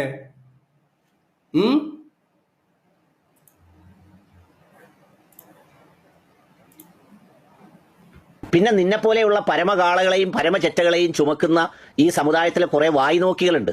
നിന്നെയൊക്കെ മുസ്ലിയാരെന്ന് അംഗീകരിച്ച് നിന്റെയൊക്കെ വേഷം കണ്ട് അതാണെന്ന് ധരിച്ച് നിന്നെയൊക്കെ കൊണ്ടു നടക്കുന്നവർ. അവരൊക്കെയും യഥാർത്ഥത്തിൽ നിനക്കൊക്കെ തീറ്റ തരികയും വണ്ടിക്കൂലി തരികയും മൈക്ക് തരികയും ചെയ്യുന്നതിനേക്കാൾ നാൽക്കാലികൾക്ക് ഭക്ഷണം കൊടുത്താൽ അതിന്റെ പുണ്യം കിട്ടുമെന്ന് തിരിച്ചറിയാത്ത വിവരദോഷികളാണ് എന്നതാണ് ഒരു സത്യം. ഓ, അപ്പൊ അതും കഴിഞ്ഞ് എവിടെ എത്തി? ഈ മൊര്യമാർക്ക് ചെലവിന് കൊടുക്കുന്ന വീട്ടിലുള്ള വിശ്വാസികളെ കൂടെ കുറ്റം പറയാൻ തുടങ്ങി. എന്താ കഥ? കലിപ്പ് തീരുന്നില്ല. നൗഷാദ് ഹസനിനെ മാത്രം പറഞ്ഞിട്ട് തീരുന്നില്ല. നൗഷാദ് ഹസനിക്ക് വേദി കൊടുക്കുന്നവർ, ചെലവ് കൊടുക്കുന്നവർ, അവർക്ക് വേണ്ടി എന്തെങ്കിലും ചെയ്തു കൊടുക്കുന്നവർ, ഇവരെയൊക്കെ മോലിയരെ എന്ന് വിളിക്കുന്നവർ വിശ്വാസികളുടെ നെഞ്ചത്തും കയറാണ്. അതുകൊണ്ട് അരിശം തീരാഞ്ഞവൻ ആ പുരയുടെ ചുറ്റും മണ്ടി നടന്നു എന്ന ഭാഗമാണ് നമുക്കിപ്പോ, ആ രംഗമാണ് ഇവിടെ ഓർമ്മ വരുന്നത്. അതുകൊണ്ട് നീയൊന്നും മൊയ്ലിയാരുടെ ഗണത്തിൽ വരുന്നതല്ല. നിന്നെ ഒന്നും പോലുള്ളവനെ വേദിയിലും വിളിക്കരുത് എന്ന് തിരിച്ചറിയാനുള്ള തെണ്ടി ഏതാണെന്നും ചെറ്റ ഏതാണെന്നും തെമ്മാടി ഏതാണെന്നും നല്ലവൻ ഏതാണെന്നും തിരിച്ചറിയാനുള്ള ഒരു ഔചിത്യമെങ്കിലും ഈ സമുദായത്തിന് ഉണ്ടാകേണ്ടത് വളരെ അത്യാവശ്യമുള്ള കാര്യമാണ്.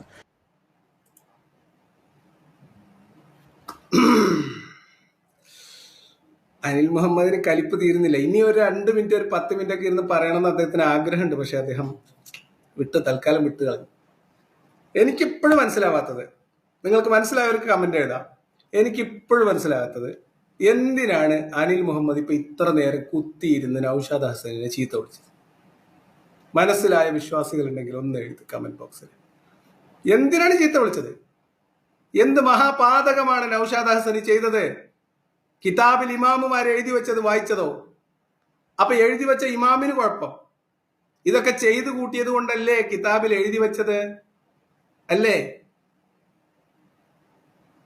അവരും സ്നേഹിക്കുകയും ബഹുമാനിക്കുകയും സ്വന്തം വീട്ടുകാരെക്കാളും കൂടുതൽ സ്നേഹിക്കുന്ന പ്രവാചകനല്ലേ?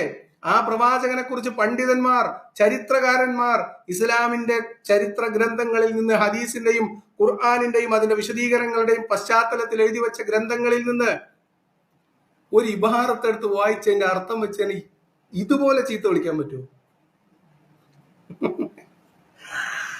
എനിക്ക് വയ്യ. സത്യത്തിൽ അനിലിന്റെ പ്രശ്നം എന്താ വെച്ചാൽ, അനിലിനെ പോലെ അക്ബർ സാഹിബും മറ്റുള്ളവരൊക്കെ പ്രവാചകന്റെ വളരെ നേർത്തതും പിന്നെ വളരെ സുതാര്യവും എന്ന രീതിയിൽ നല്ലത് മാത്രം ഇങ്ങനെ എടുത്ത് പ്രൊജക്ട് ചെയ്ത് വെച്ച് മുന്നിലേക്ക് ഇങ്ങനെ എന്താ പറയാ മിനുസപ്പെടുത്തി നിർത്തിയ ഒരു പ്രവാചക വിഗ്രഹം ഉണ്ടായിരുന്നു. അതിന്റെ പുറകിലുള്ള ചീഞ്ഞു നാറിയ കിതാബിലെ കഥകളെല്ലാം കൂടി നേരെ എടുത്ത് തിരിച്ചു വെച്ചു. ആര്? നൗഷാദ് ഹസൻ. മുഹമ്മദ് നബിയെ കുറിച്ച് നല്ലത് മാത്രം പറഞ്ഞും കേട്ട് ശീലിച്ച അനിൽ മുഹമ്മദ്, നല്ലത് മാത്രം മനുഷ്യരോട് പറയാൻ പാടുള്ളൂ, അല്ലാത്തത് പറയുന്നവനൊക്കെ തന്നക്കും തള്ളക്കും വിളിക്കുന്ന അനിൽ മുഹമ്മദ്, കിതാബിൽ എഴുതി വെച്ച മുഹമ്മദിന്റെ ജീവചരിത്രത്തെ ആധാരമാക്കി എഴുതി വെച്ചപ്പെട്ട മുഹമ്മദിന്റെ പ്രത്യേക നിയമങ്ങൾ, മുഹമ്മദിന്റെ പ്രത്യേക അവകാശങ്ങൾ, ശരീഅത്തിൽ അല്ലാഹു മുഹമ്മദ് നബിക്ക് കൊടുത്ത പ്രത്യേക പദവികൾ, ഓഫറുകൾ, അതിൽ 1-2 പറഞ്ഞപ്പോഴത്തേക്ക് ഇതുപോലത്തെ ചീത്ത. കഷ്ടം. നൗഷാദ് ഹസനെ ചീത്ത വിളിച്ചാൽ ഈ ഗ്രന്ഥത്തിൽ നിന്ന് ഇതില്ലാതാവും.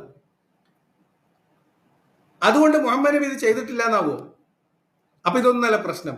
പ്രശ്നം എന്താ വെച്ചാൽ ഇതൊക്കെ നാട്ടുകാർ അറിയില്ല, ഇതൊക്കെ ശ്രദ്ധിക്കണ്ടേ, ഇതൊക്കെ ഇപ്പോഴത്തെ വായിക്കാൻ പറ്റുമോ എന്നുള്ളതാണ് പ്രശ്നം. നോക്കൂ, നമ്മളൊക്കെ പറയുന്നതിനേക്കാളും മാരകമായ ആക്ഷേപമാണ് മുഹമ്മദ് നബിക്കെതിരെ ആ ഗ്രന്ഥത്തിൽ നിന്ന് അഹ്സനി എടുത്ത് ഉദ്ധരിച്ചത്. അത് അദ്ദേഹത്തെ പുറകെ നടന്ന് പ്രകോപിപ്പിച്ചപ്പോ അമ്പിയാക്കൾക്കും ഔലിയാക്കൾക്കും ഒന്നും പ്രത്യേക ശരീഅത്തില്ല, എല്ലാവർക്കും ഒരേ മതനിയമമാണ് എന്ന് പറഞ്ഞുകൊണ്ട് ഇവരെയൊക്കെ ആക്ഷേപിച്ചപ്പോ അദ്ദേഹം മുഹമ്മദ് നബിക്ക് അള്ളാഹ് കൊടുത്ത പ്രത്യേക ശരീഅത്തിന്റെ അവകാശങ്ങൾ വിശദീകരിക്കാൻ വേണ്ടി മഹാന്മാരായിട്ടുള്ള ഗ്രന്ഥകാരന്മാർ എഴുതി വെച്ച തെളിവുകളുടെ അടിസ്ഥാനത്തിൽ എഴുതി വെച്ച ഗ്രന്ഥങ്ങൾ ഉദ്ധരിക്കുകയാണ് ചെയ്തത്. ഇനി നമ്മൾ കേൾപ്പിക്കാൻ പോകുന്നത് നൗഷാദ് ഹസനിയുടെ ഈ കട്ടെടുത്ത് അല്ലെങ്കിൽ മുറിച്ചു കൊണ്ടുവന്ന ഈ 2 ക്ലിപ്പുകൾക്ക് പകരമായി അന്ന് അദ്ദേഹം പറഞ്ഞ മുഹമ്മദ് നബിയുടെ 10 പ്രത്യേകതകൾ, സാധാരണ മനുഷ്യർക്ക് ബാധകമല്ലാത്ത, സാധാരണ മനുഷ്യർക്ക് അനുകരിക്കാൻ പറ്റാത്ത, സാധാരണ മനുഷ്യരുടെ മാതൃക, മുഹമ്മദ് നബിയുടെ മാതൃക പിൻപറ്റി സാധാരണ മനുഷ്യർക്ക് ചെയ്യാൻ പറ്റാത്ത പ്രത്യേകമായ മുഹമ്മദ് നബിയുടെ ചില അവകാശങ്ങൾ, ശരീഅത്തിലുള്ള അദ്ദേഹത്തിന്റെ ചില നിയമങ്ങൾ, അത് അദ്ദേഹം വിശദീകരിക്കുന്നു. 10 മാതൃകകൾ അല്ലെങ്കിൽ 10 പ്രത്യേകതകൾ അദ്ദേഹം വിശദീകരിക്കുന്നത് മുഴുവൻ കേൾക്കാം. അതിലെ 2 എണ്ണമാണ് ഇപ്പൊ നമ്മൾ കേട്ടത്. ഇനി 8 എണ്ണം വേറെയുണ്ട്. അതിലെ 2 എണ്ണം ഇവർക്ക് കുഴപ്പമില്ല. അത് പല മൗലവിമാരും പല പണ്ഡിതന്മാരും മുഹമ്മദ് നബിയെ കുറിച്ച് പറയുമ്പോൾ എടുത്തെടുത്ത് പറയാറുള്ളതാണ്. അതിൽ ഒന്ന് എന്തായാലും അപ്പൊ നാട്ടുകാർ അറിഞ്ഞാൽ കുഴപ്പമില്ലാത്തത് പ്രൊജക്ട് ചെയ്യാൻ പറ്റുന്ന സാധനങ്ങൾ എടുത്തു വെക്കുകയും ആൾക്കാർ കേട്ടാൽ അയ്യേ എന്ന് പറയാൻ സാധ്യതയുള്ള സാധനങ്ങൾ കർട്ടൻ മീൻസ് കാർപ്പറ്റിന്റെ താഴേക്ക് പൂഴ്ത്തി വെക്കുകയും ചെയ്യുന്ന പരിപാടി നൗഷാദ് ഹസന് ചെയ്തില്ല. അദ്ദേഹം നിഷ്കളങ്കമായി കിതാബ് എടുക്കുന്നു, ഇബാറത്ത് വായിക്കുന്നു, അർത്ഥം വെക്കുന്നു, ചോദ്യം ചോദിക്കുന്നു. ആരോടാണ് ചോദിക്കുന്നതൊക്കെ ശ്രദ്ധിക്കണം കേട്ടോ. ഇതൊന്നും വിശ്വാസികൾക്ക് ഇടയിൽ നടക്കുന്ന സംസാരം മാത്രമാണ്. മുഹമ്മദ് നബിക്കും മറ്റു മനുഷ്യർക്കും ഒരേ ശരീഅത്ത് നിയമങ്ങളാണ് എന്നും മുഹമ്മദ് നബിയുടെ മാതൃക അതുപോലെ പിൻപറ്റാൻ നമുക്ക് കഴിയുമെന്നൊക്കെ വാദിക്കുന്ന ആളുകളോട് നല്ല ഉദ്ദേശത്തോടു കൂടി നിങ്ങൾ ഈ പറയുന്നതൊക്കെ നാശത്തിലേക്കാണ് നിങ്ങളുടെ പോക്ക് എന്ന് ഓർമ്മിപ്പിക്കാൻ വേണ്ടി അദ്ദേഹം പറഞ്ഞ ചില കാര്യങ്ങളാണ്. അതിനാണ് ഈ മനുഷ്യനെ ഇട്ടിട്ട് ഇങ്ങനെ ചീത്ത വിളിക്കുന്നത്. നമുക്ക് എന്തായാലും നൗഷാദ് ഹസനി മുഹമ്മദ് നബിയുടെ പ്രത്യേകതകൾ വിശദീകരിക്കുന്ന ഭാഗത്തേക്ക് പെട്ടെന്ന് തന്നെ പോകാം.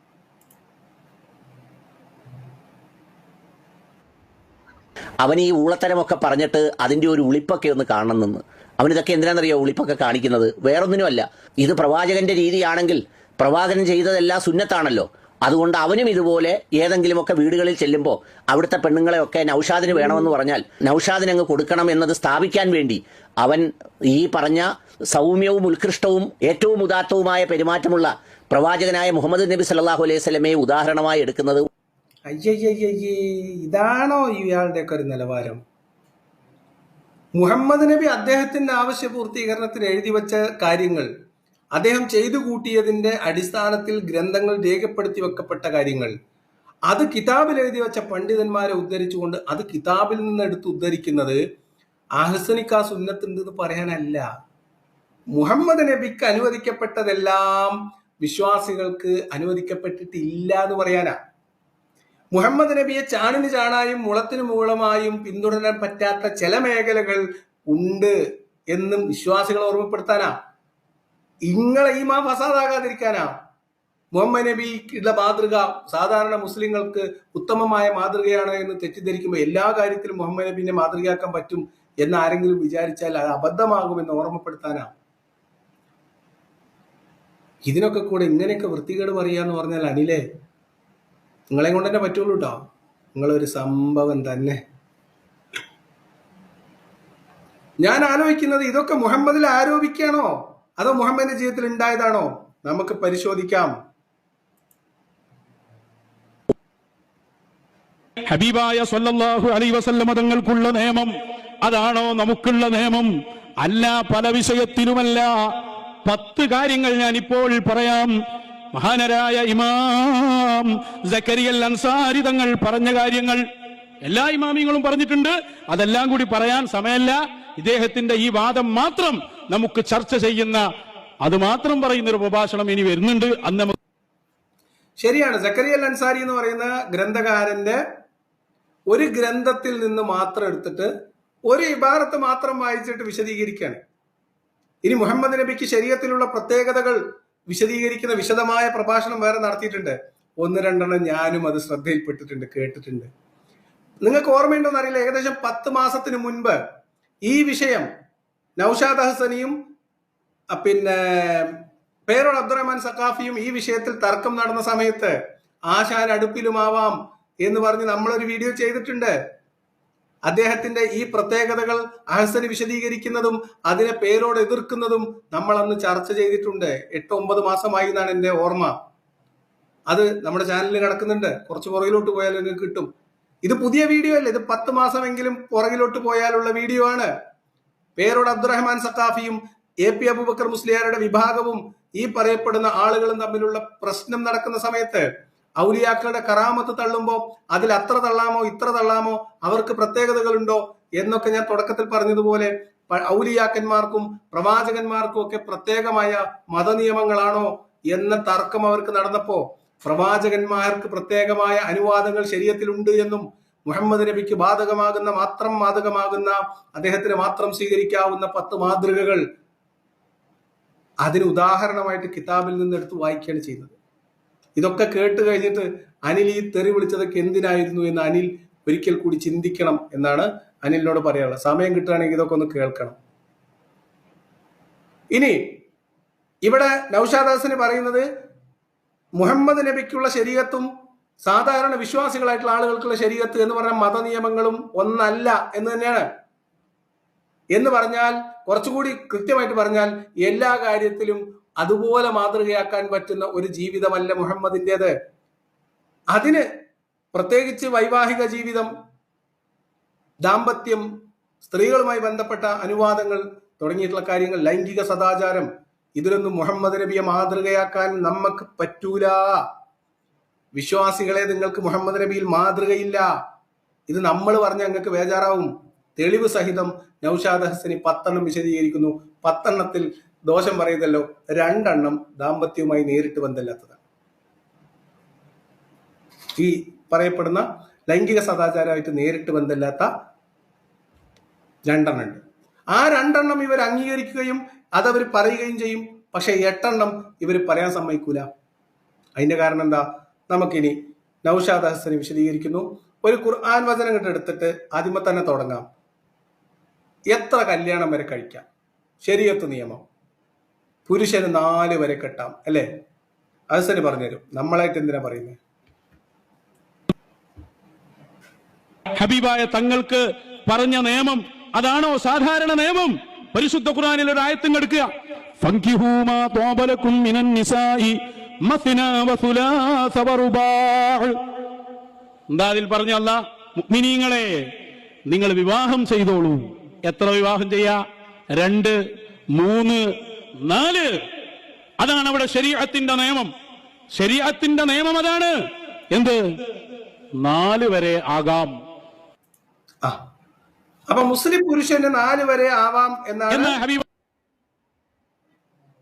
4 വരെ ആകാം എന്നാണ് സാധാരണഗതിയിൽ ഇസ്ലാമിക ശരീഅത്ത് അനുസരിച്ച് മുസ്ലിം പുരുഷനുള്ള നിയമം. ഖുർആനിൽ പറഞ്ഞിട്ടുള്ളതാണ്, ഖുർആനിലെ മതവിധിയാണ്. പ്രത്യേകിച്ച് വൈവാഹിക ജീവിതത്തിൽ മുഹമ്മദ് നബിക്ക് അല്ലെങ്കിൽ വിശ്വാസികൾക്ക് ഏറ്റവും കൂടുതൽ മാതൃക വേണ്ടത് ലൈംഗികവും സദാചാരവും ദാമ്പത്യവും കുടുംബവും ഒക്കെ ആയിട്ട് ബന്ധപ്പെട്ട കാര്യങ്ങളിലാണ്. അത്തരം കാര്യങ്ങളിൽ സാധാരണ മനുഷ്യർക്ക് ബാധകമാകുന്നത് 1 അല്ലെങ്കിൽ 2 അല്ലെങ്കിൽ 3 അല്ലെങ്കിൽ 4 വരെ കല്യാണമാകാം എന്നാണ്. അതാണ് പൊതു നിയമം. പക്ഷെ മുഹമ്മദ് നബിയിലേക്ക് വന്നാൽ ആ പൊതു നിയമം ബാധകമാണോ? മുഹമ്മദ് നബിയുടെ കല്യാണത്തിന്റെ എണ്ണത്തിന്റെ കാര്യത്തിൽ മറ്റൊരു വിശ്വാസിക്ക് മാതൃകയാക്കാനോ അനുകരിക്കാനോ കഴിയുമോ? പ്രധാനപ്പെട്ട ചോദ്യമാണ്. നമുക്കൊന്ന് കേട്ടോ. മഹാനായ സക്കരിയ അൻസാരി തങ്ങൾ പറയാം, ഹബീബായ തങ്ങൾക്കുള്ള പ്രത്യേകതകളിൽ പ്രധാനമാണ് അത്തഖ്ഫീഫാത്തു വൽ മുബാഹാത്തു ലഹു. ഹബീബായ തങ്ങൾക്ക് മാത്രം അനുവദിക്കപ്പെട്ടത്, അത് ഉമ്മത്തിനില്ല. അതേതാ? വഹിയ നിക്കാഹു തിസ്ഇൻ. 4ൽ കൂടുതൽ ഭാര്യമാരെ വിവാഹം ചെയ്യൽ. എത്രയാവാം? 4ൽ കൂടുതൽ ഭാര്യമാരെ സ്വീകരിക്കരുത് എന്നാണ് നമ്മളോടുള്ള ശരീഅത്തിന്റെ നിയമം. ഈ ശരീഅത്താണോ, ഈ ശരീഅത്തിന്റെ നിയമമാണോ മുത്തു റസൂൽ സ്വല്ലല്ലാഹു അലൈഹി വസല്ലം തങ്ങളോടുള്ളത്? മറുപടി പറയ്. മുഹമ്മദ് നബിയെ വൈവാഹിക ജീവിതത്തിൽ ഭാര്യമാരുടെ എണ്ണത്തിൽ എത്ര കല്യാണം കഴിക്കാം എന്ന കാര്യത്തിൽ മുഹമ്മദ് നബിയിൽ മുസ്ലിമായ പുരുഷന് ഉത്തമ മാതൃകയുണ്ടോ? ഉത്തരം പറയാനിൽ മുഹമ്മദ്. ചീത്ത വിളിച്ചിട്ട് കാര്യമുണ്ടോ? ചീത്ത വിളിക്കാൻ ആർക്കാ പറ്റാത്ത? ഉത്തരം പറയ്. ഖുർആൻ വചനം ഉദ്ധരിച്ചിട്ടാണ് നൗഷാദ് ഹസനി ചോദിക്കുന്നത്. നൗഷാദ് ഹസനി ഏത് ഇമാമിന്റെ ഏത് കിതാബിൽ നിന്നാണ് എന്ന് കൃത്യമായിട്ട് പറയുന്നുണ്ട്. അത് നിങ്ങൾക്ക് കേൾക്കാം. ഉത്തരം പറയേ.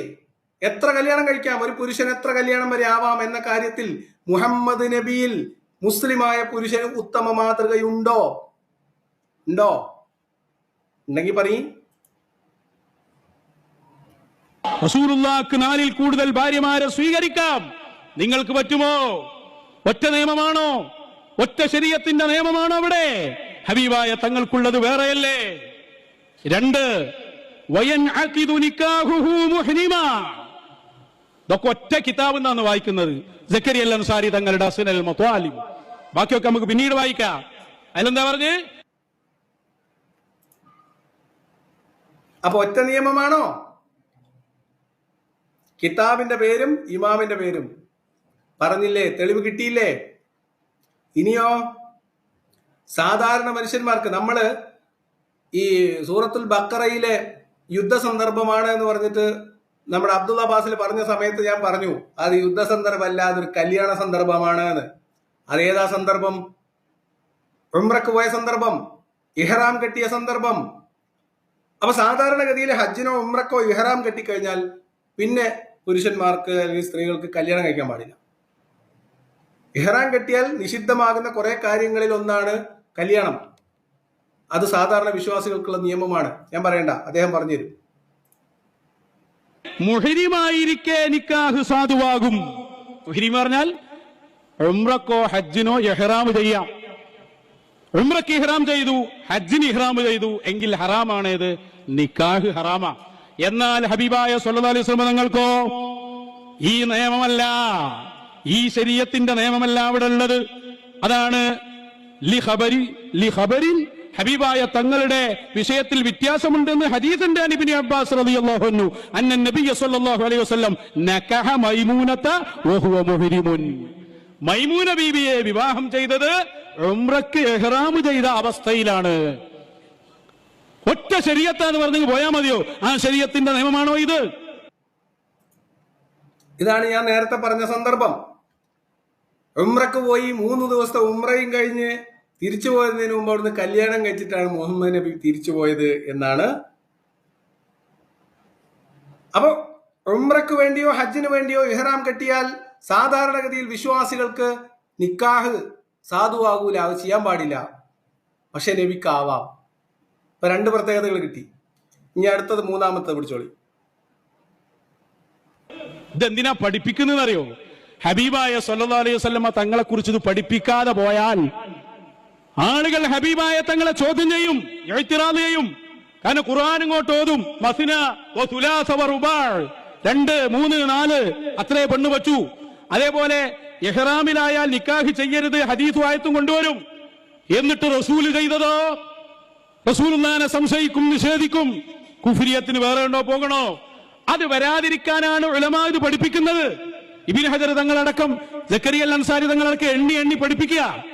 എന്നിട്ട് ഒറ്റ ശരീഅത്താന്ന് പറഞ്ഞ് ഈ ആളുകളെ കുഫ്രിയത്തിലേക്ക് കൊണ്ടുപോകാനാണോ പുറപ്പാട്? നൗഷാദ് ഹസനയുടെ ഉദ്ദേശശുദ്ധി നിങ്ങൾ മാനിക്കണം എന്നാണ് എനിക്ക് നിങ്ങളോട് പറയാനുള്ളത്.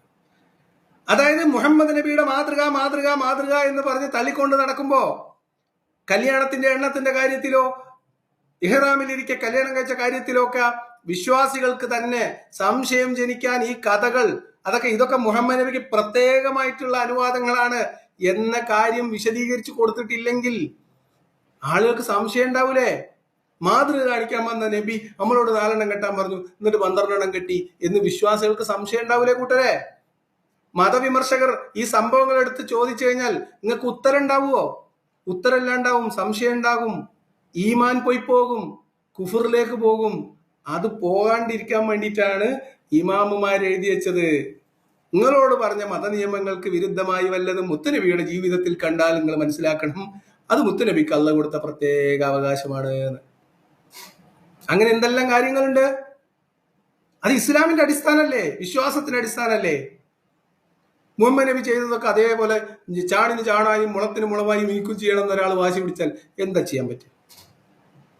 അത് മുഹമ്മദ് നബിക്ക് അള്ളാഹ്ക്ക് മുഹമ്മദ് നബിനോടുള്ള പ്രത്യേക താല്പര്യപ്രകാരം മുഹമ്മദ് നബിക്ക് ഒരു കാര്യത്തിൽ ഒരു ബുദ്ധിമുട്ടുണ്ടാകാതിരിക്കാൻ വേണ്ടി മുഹമ്മദ് നബി സത്യവിശ്വാസികളെ കൂടാതെ മറ്റു പല കാര്യങ്ങളും പ്രത്യേകമായിട്ട് അനുവദിച്ചു കൊടുത്തിട്ടില്ലേ? അത് നിങ്ങൾക്ക് അറിയാവുന്നതല്ലേ?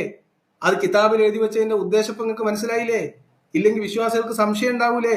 നമ്മളോടൊന്ന് പറയും മുഹമ്മദ് നബി വേറെ ഒന്നും ചെയ്യേ, പിന്നെന്ത് മാതൃകയാണ് എന്ന ആൾക്കാർക്ക് സംശയം തോന്നൂലേ, ചോദിക്കൂലേ?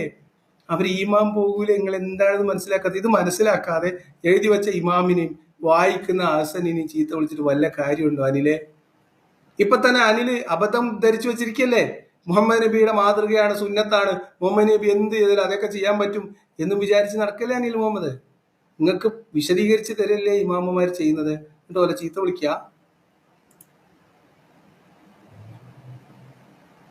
3 കേട്ടോളൂ. മഹാനവറുകൾ ഹബീബായ സ്വല്ലല്ലാഹു അലൈഹി വസല്ലമക്ക് നിക്കാഹ് ചെയ്യാൻ പെണ്ണിന്റെ വലിയ ആവശ്യമില്ല, സാക്ഷികളും ആവശ്യമില്ല. എന്നാ ഒരു നിക്കാഹ് എടുത്തിട്ടെ കുറ്റ്യാടിയിൽ? വലിയും പാടില്ല, സാക്ഷ്യം പാടില്ല. അങ്ങനെ ഒരു നിക്കാഹുണ്ടോ? എങ്കിൽ അങ്ങനെ ഒരു നിക്കാഹുണ്ട്. ആരുടെ ഹഖിൽ? നബി മുഹമ്മദ് റസൂലുള്ളാഹി സ്വല്ലല്ലാഹു അലൈഹി വസല്ലം. ഒറ്റ നിയമം എന്ന് പറഞ്ഞാൽ വിടോ ഞങ്ങള്? ഒറ്റ ശരീഅത്തിന്റെ നിയമാണോ ഈ പറഞ്ഞിടത്തൊക്കെ? 4 അങ്ങനെ വിടുവോ? എന്താ പറഞ്ഞേ? കല്യാണത്തിന്റെ എണ്ണത്തിൽ വേണ്ട, കല്യാണം കഴിക്കാനുള്ള നിരോധനമുള്ള സമയത്ത് മുഹമ്മദ് നബിക്ക് മാത്രം അത് അനുവദിക്കപ്പെട്ടിട്ടുണ്ട്. നിക്കാഹിന്റെ രീതിയിൽ തന്നെ വ്യത്യാസമുണ്ട്. അതായത് കല്യാണത്തിന്റെ രീതി, ഇസ്ലാമിക നിയമം അനുസരിച്ച് നിക്കാഹ് നടക്കണമെങ്കിൽ, നിക്കാഹ് സാധുവാകണമെങ്കിലുള്ള നിബന്ധനകളിൽ പലതും മുഹമ്മദ് നബിക്ക് ബാധകമല്ല. വലിയ വേണ്ട, സാക്ഷി വേണ്ട എന്ന് പറഞ്ഞാൽ പെണ്ണിന്റെ വാപ്പ വേണ്ട, ഇതിന് സാക്ഷികളായിട്ട് ആളും വേണ്ട. പിന്നെ ആരാ ഉള്ളത്? മുഹമ്മദ് നബിയും ഒരു സ്ത്രീയും തീരുമാനിച്ചാൽ സ്വന്തം നിലക്ക് നിക്കാഹ് നടക്കും. നിങ്ങൾക്ക് പറ്റുമോ? വിശ്വാസികൾക്ക് പറ്റുമോ? അനിൽ മുഹമ്മദിന് പറ്റുമോ? വലിയില്ലാതെ ഇസ്ലാമിക നിക്കാഹ് നടക്കുവോ? സാക്ഷി ഇല്ലാതെ പറ്റുമോ? എന്നിട്ട് ഒറ്റ നിയമം എന്നാണ് പറയാ. അടുത്തത് പിടിച്ചോളി, 4. കേട്ടോളൂ, മഹാനരായ സക്കരിയൽ അൻസാരി തങ്ങൾ പറയാണ്, വലാ മഹ്റ ലിൽ വാഹിബത്തി ലഹു. ഹബീബായ തങ്ങൾക്ക് മാത്രം പറ്റുന്നതാണ്. ഹബീബായ തങ്ങളോടൊരു പെണ്ണ് വന്നിട്ട് പറയാണ്, നബിയേ, ഞാൻ എന്റെ ശരീരത്തെ അങ്ങേക്ക് തരികയാണ്. ഇങ്ങനെ ഒരു പെണ്ണ് പറഞ്ഞാൽ ഹബീബായ സ്വല്ലല്ലാഹു അലൈഹി വസല്ലമ തങ്ങൾക്ക് അവളെ സ്വീകരിക്കാം. അതിന് മഹ്ർ കൊടുക്കേണ്ടതില്ല. മഹറില്ലാതെ തന്നെ പെണ്ണിനെ സ്വീകരിക്കാം. ഒറ്റ ശരീഅത്താണോ? മറുപടി പറയ്. മറുപടി പറയാൻ അനിൽ മുഹമ്മദ് ഇതൊന്നും അറിയില്ല. വെറുതെ കുറച്ച് ചീത്ത വിളിക്കാനും പിന്നെ ആ ചിരിച്ചിരിക്കാനും, ആ ചിരിന്നതിന് പറയാൻ പറ്റില്ല, ഒരു തരം മഷള ചിരിച്ചിരിക്കാനേ പറ്റുള്ളൂ. ഇത് അള്ളാഹ് ഖുർആനിൽ പറഞ്ഞതല്ലേ? സത്യവിശ്വാസിയായിട്ടുള്ള ഒരു സ്ത്രീ സ്വദേഹം നബിക്ക് ദാനം ചെയ്യാൻ ഒരുങ്ങി വന്നാൽ മുഹമ്മദ് നബിക്ക് അവരെ സ്വീകരിക്കാം, മഹർ കൊടുക്കേണ്ടതില്ല. മഹറില്ലാതെ സ്ത്രീയെ സ്വീകരിക്കാം. വലിയില്ലാതെ കല്യാണം നടക്കും, സാക്ഷികൾ ആവശ്യമില്ല. കല്യാണത്തിന്റെ എണ്ണത്തിൽ മറ്റു മുസ്ലിങ്ങൾക്ക് ബാധകമാകുന്ന നിബന്ധനകളില്ല. കല്യാണത്തിന്റെ സന്ദർഭത്തിൽ പ്രശ്നങ്ങളില്ല. കാര്യമായിട്ട് പ്രത്യേകതകൾ കല്യാണമായിട്ട് ബന്ധപ്പെട്ടതാണ് കേട്ടോ. അപ്പൊ എന്താണ് ഇതന്നെ പറഞ്ഞു വെച്ചാൽ ഇതന്നെയാണല്ലോ പ്രധാനമായിട്ട് ജീവിതം. അപ്പൊ ബാക്കി കഴിഞ്ഞിട്ടില്ല. 5 വതജിബു ഇജാബതുഹു ഇല ഇംറഅത്തിൻ റഗിബ ഫീഹാ. ഹബീബായ തങ്ങൾ ഒരു പെണ്ണിനെ കെട്ടണം എന്ന് ആഗ്രഹിച്ചാൽ ആ പെണ്ണിന് അതിന് ഉത്തരം കൊടുക്കൽ നിർബന്ധമാണ്. നിങ്ങൾക്ക് നടക്കോ? ഒരു പെണ്ണിനെ കെട്ടണമെന്ന് ആഗ്രഹിച്ചു, നിയമം ഒന്നാണ്, അതുകൊണ്ട് നിർബന്ധമാണ്, ഇതെന്ന് നടക്കൂല. ഇത് മുഹമ്മദുർ റസൂലുള്ളാഹി. അപ്പൊ ഒരു പെണ്ണിനെ ഹബീബായ തങ്ങൾ ആവശ്യപ്പെട്ടാൽ നിക്കാഹിന് നിന്നുകൊടുക്കൽ ആ പെണ്ണിന് നിർബന്ധം. ഉറപ്പല്ലേ? ആയിഷാന്റെ കല്യാണങ്ങളൊന്നും എടുത്തു നോക്കി. അല്ലാഹ് മുഹമ്മദ് നബിക്ക് പട്ടു തുണിയിൽ പൊതിഞ്ഞ് കിനാവ് കാണിച്ചു കൊടുത്തു, ഇത് അണക്കുള്ളതാണ്. അബൂബക്കറിനോട് പറഞ്ഞു, ഒരു തവണ കേട്ടോ, 2 തവണയോ 3 തവണയും കണ്ട് ഇത് ചെയ്തു കൊടുത്തു, സ്വപ്നം കാണിച്ച്. അബൂബക്കറിന്റെ അടുത്ത് പോയി ചോദിച്ചപ്പോൾ അബൂബക്കർ പറഞ്ഞു, അല്ല, നമ്മൾ സുഹൃത്തുക്കളല്ലേ, നമ്മൾ അത്രയും വലിയ സഹോദരങ്ങളല്ലേ എന്ന്. മാത്രമല്ല, ആ സ്ത്രീയെ മറ്റൊരു ആളുമായിട്ട് വിവാഹം ആലോചിച്ചു വെച്ചിരുന്നു എന്നൊക്കെയാണ് ഇവർ പറയാം. പക്ഷെ മുഹമ്മദ് നബി ചോദിച്ചാൽ പിന്നെ വേറെ ഓപ്ഷൻ ഇല്ല. അല്ലേ? കഴിഞ്ഞോ? കഴിഞ്ഞിട്ടില്ല, ഇനിയുണ്ട്.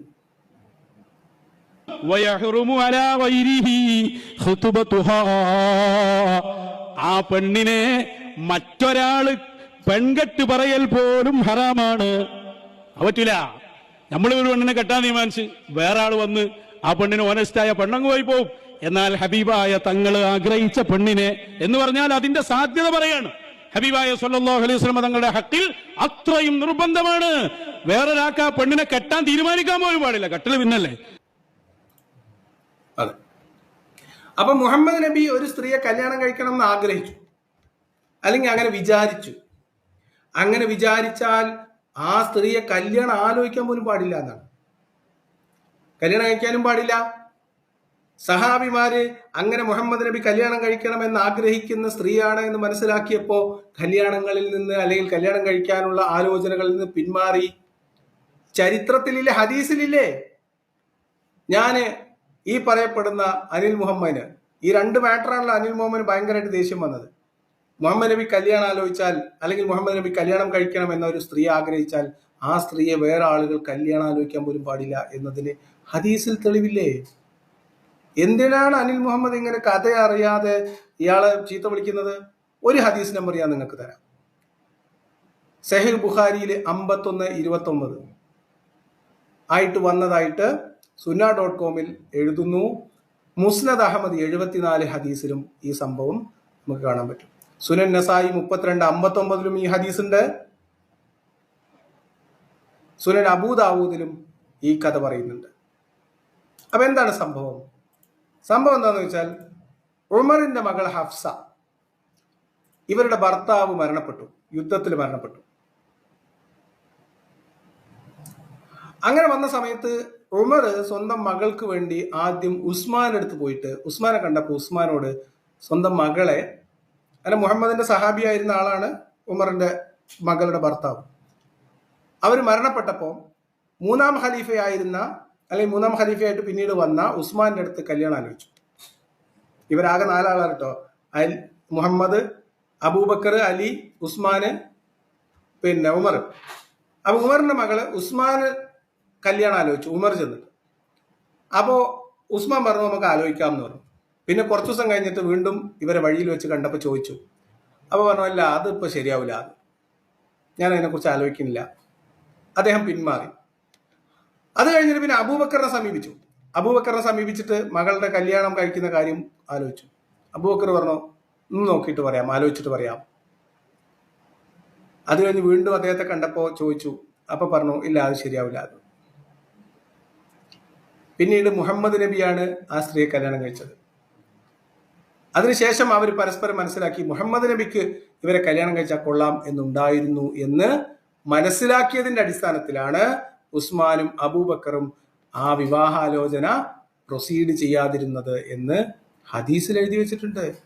നൗഷാദ് ഹസനിന്റെ മെക്കിട്ട് തന്നിട്ട് വല്ല കാര്യമുണ്ടോ അനിൽ മുഹമ്മദെ? ഹദീസിലില്ലേ? മുന്നോട്ട് പോവാം. മാത്രല്ല കേട്ടോ, യജിബു അലാ സൗജിഹാ ത്വലാഖുഹാ, ഒരു ഭാര്യയും ഭർത്താവും കൂടി ഇങ്ങനെ പോവുക. അപ്പൊ ഹബീബായ സല്ലല്ലാഹു അലൈഹി വസല്ലം പറഞ്ഞു ഓളാടന്നോട്ടെ. ഹബീബായ തങ്ങൾ കെട്ടാൻ ആഗ്രഹിച്ചു പോയാൽ ആ ഭർത്താവ് ത്വലാഖ് ചൊല്ലൽ നിർബന്ധമാണ്. ത്വലാഖ് അപ്പ ചൊല്ലിക്കൊള്ളും. നല്ല ഒന്നാവല ശരീഅത്ത്. ഒരു നിക്കാഹിന്റെ വിഷയെടുത്താൽ തന്നെ എത്ര പറയാണ്ട്. അസ്നൽ മത്താലിബ് കയ്യിലില്ലെങ്കിൽ ഞങ്ങൾ പറഞ്ഞുതരാ, ഞങ്ങൾ കാണിച്ചു തരാ. ഷെയ്ഖ് സക്കരിയ അൽ അൻസാരി തങ്ങൾ പറയാം. ഇതിന് തെളിവില്ലേ? ഇത് ജബ്ബാർ മാഷ് പറഞ്ഞ പോലെ വരികൾക്കിടയിലൂടെ വായിച്ചാൽ സെയ്ദിന്റെ ഭാര്യയായിരുന്ന സൈനബിനെ കല്യാണം കഴിക്കുന്നതിലേക്ക് സെയ്ദ് സൈനബിനെ വിവാഹമോചനം ചെയ്യുന്ന രംഗം നമ്മുടെ ശുക്കൂർ വരിക്കോടിന്റെ ഭാഷയിൽ പറഞ്ഞാൽ പ്രൈമറി സോഴ്സ് ആയിട്ടുള്ള താരീഖ് തബ്രി വായിച്ചാൽ കിട്ടും. അദ്ദേഹം ഇവരെ കാണാൻ ചെല്ലുന്നതും ഇവരെ കാണുന്നതും കണ്ടിട്ട് മുഹമ്മദ് നബി എന്താ പറഞ്ഞതെന്ന് ഇയാൾ ചോദിക്കുന്നതും പിന്നീട് അങ്ങോട്ട് വിവാഹമോചനത്തിലേക്ക് പോകുന്നതും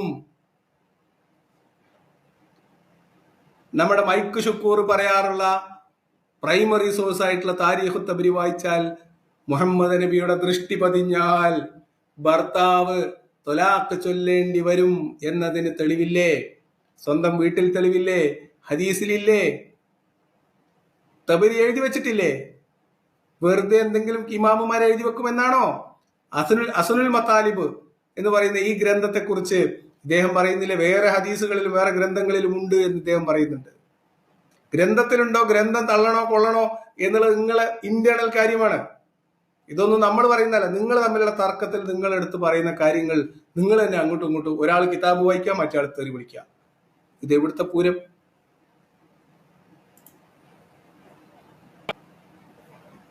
ഇനി കേട്ടോളൂ, വലഹു തസ്വീജു മൻ ശാഅ ലിമൻ ശാഅ.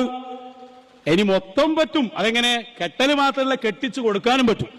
ഇന്ന പെണ്ണിനെ ഇന്ന ആക്ക് കെട്ടിച്ചു കൊടുക്കാം. അതിൽ പെണ്ണിന്റെ സമ്മതം ആവശ്യമില്ല, പെണ്ണിന്റെ വാപ്പന്റെ സമ്മതം ആവശ്യമില്ല. കാരണം ആ വാപ്പന്റെയും മുകളിലുള്ള വലിയാണ് മുഹമ്മദുർ റസൂലുള്ളാഹി. ഇതിന്റെ തെളിവും സൈനബിന്റെ കല്യാണത്തിൽ നിങ്ങൾക്ക് കിട്ടും. സെയ്ദിനെ കൊണ്ട് സൈനബിനെ കല്യാണം കഴിപ്പിക്കണം എന്നത് മുഹമ്മദിന്റെ മാത്രം ആവശ്യം. സൈനബിനോ അവരുടെ കുടുംബാംഗങ്ങൾക്കോ സമ്മതമില്ലാത്ത സമയത്ത് അള്ളാഹ് കിതാബിൽ ആയത്തിറക്കി കൊടുത്തു എന്നാണ്. എന്ത്? സത്യവിശ്വാസി ഒരു കാര്യത്തിൽ അള്ളാഹും അവൻ റസൂൽ ഒരു കാര്യം തീരുമാനിച്ചു കഴിഞ്ഞാൽ അതിൽ നിന്ന് മറിച്ചൊരു അഭിപ്രായം ഉണ്ടാവാൻ സത്യവിശ്വാസിയായിട്ടുള്ള ഒരു പുരുഷനോ സ്ത്രീക്കോ അവകാശമില്ല. അത് സ്വന്തം കല്യാണത്തിന്റെ കാര്യമായാലും, സ്വന്തം പെങ്ങളെ കല്യാണത്തിന്റെ കാര്യമായാലും, സ്വന്തം മകളുടെ കല്യാണത്തിന്റെ കാര്യമായാലും. ഇത് അനിൽ മുഹമ്മദിനുണ്ടോ ഈ അവകാശം? മുത്തനബിന്റെ പ്രത്യേകതയല്ലേ ഇതൊക്കെ? മുഹമ്മദ് നബിക്ക് മാത്രമായിട്ടുള്ള പ്രത്യേകതകളല്ലേ കൂട്ടരെ? എന്നിട്ട് വെറുതെ നൗഷാദ് ഹസനെ ചീത്ത വിളിക്കുക. ഇനി 8 ചിലപ്പോ അള്ളന്നെ നേരിട്ട് കെട്ടിച്ചു കൊടുക്കും. അവിടെ ഈജാബും കബൂലും തന്നെയല്ല. ഞാൻ സ്വീകരിച്ചു എന്നറിയാലോ, അതില്ലല്ലോ. ഏത് വറദീതു ബിഹി എന്നൊക്കെ പറയില്ലേ, ഖബിൽതു നിക്കാഹ, അതിന്റെ ഒന്നും ആവശ്യമില്ല. അള്ള നേരിട്ട് കെട്ടിച്ചു കൊടുക്കും.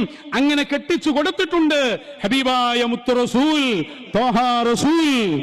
നോക്ക് നിങ്ങൾ, ഒറ്റ വാക്കിൽ അങ്ങ് പറഞ്ഞു പോവുക. ഹബീബായ തങ്ങൾക്കുള്ള നിയമം തന്നെയാണ്, ഒക്കെ ഒരു നിയമമാണ്.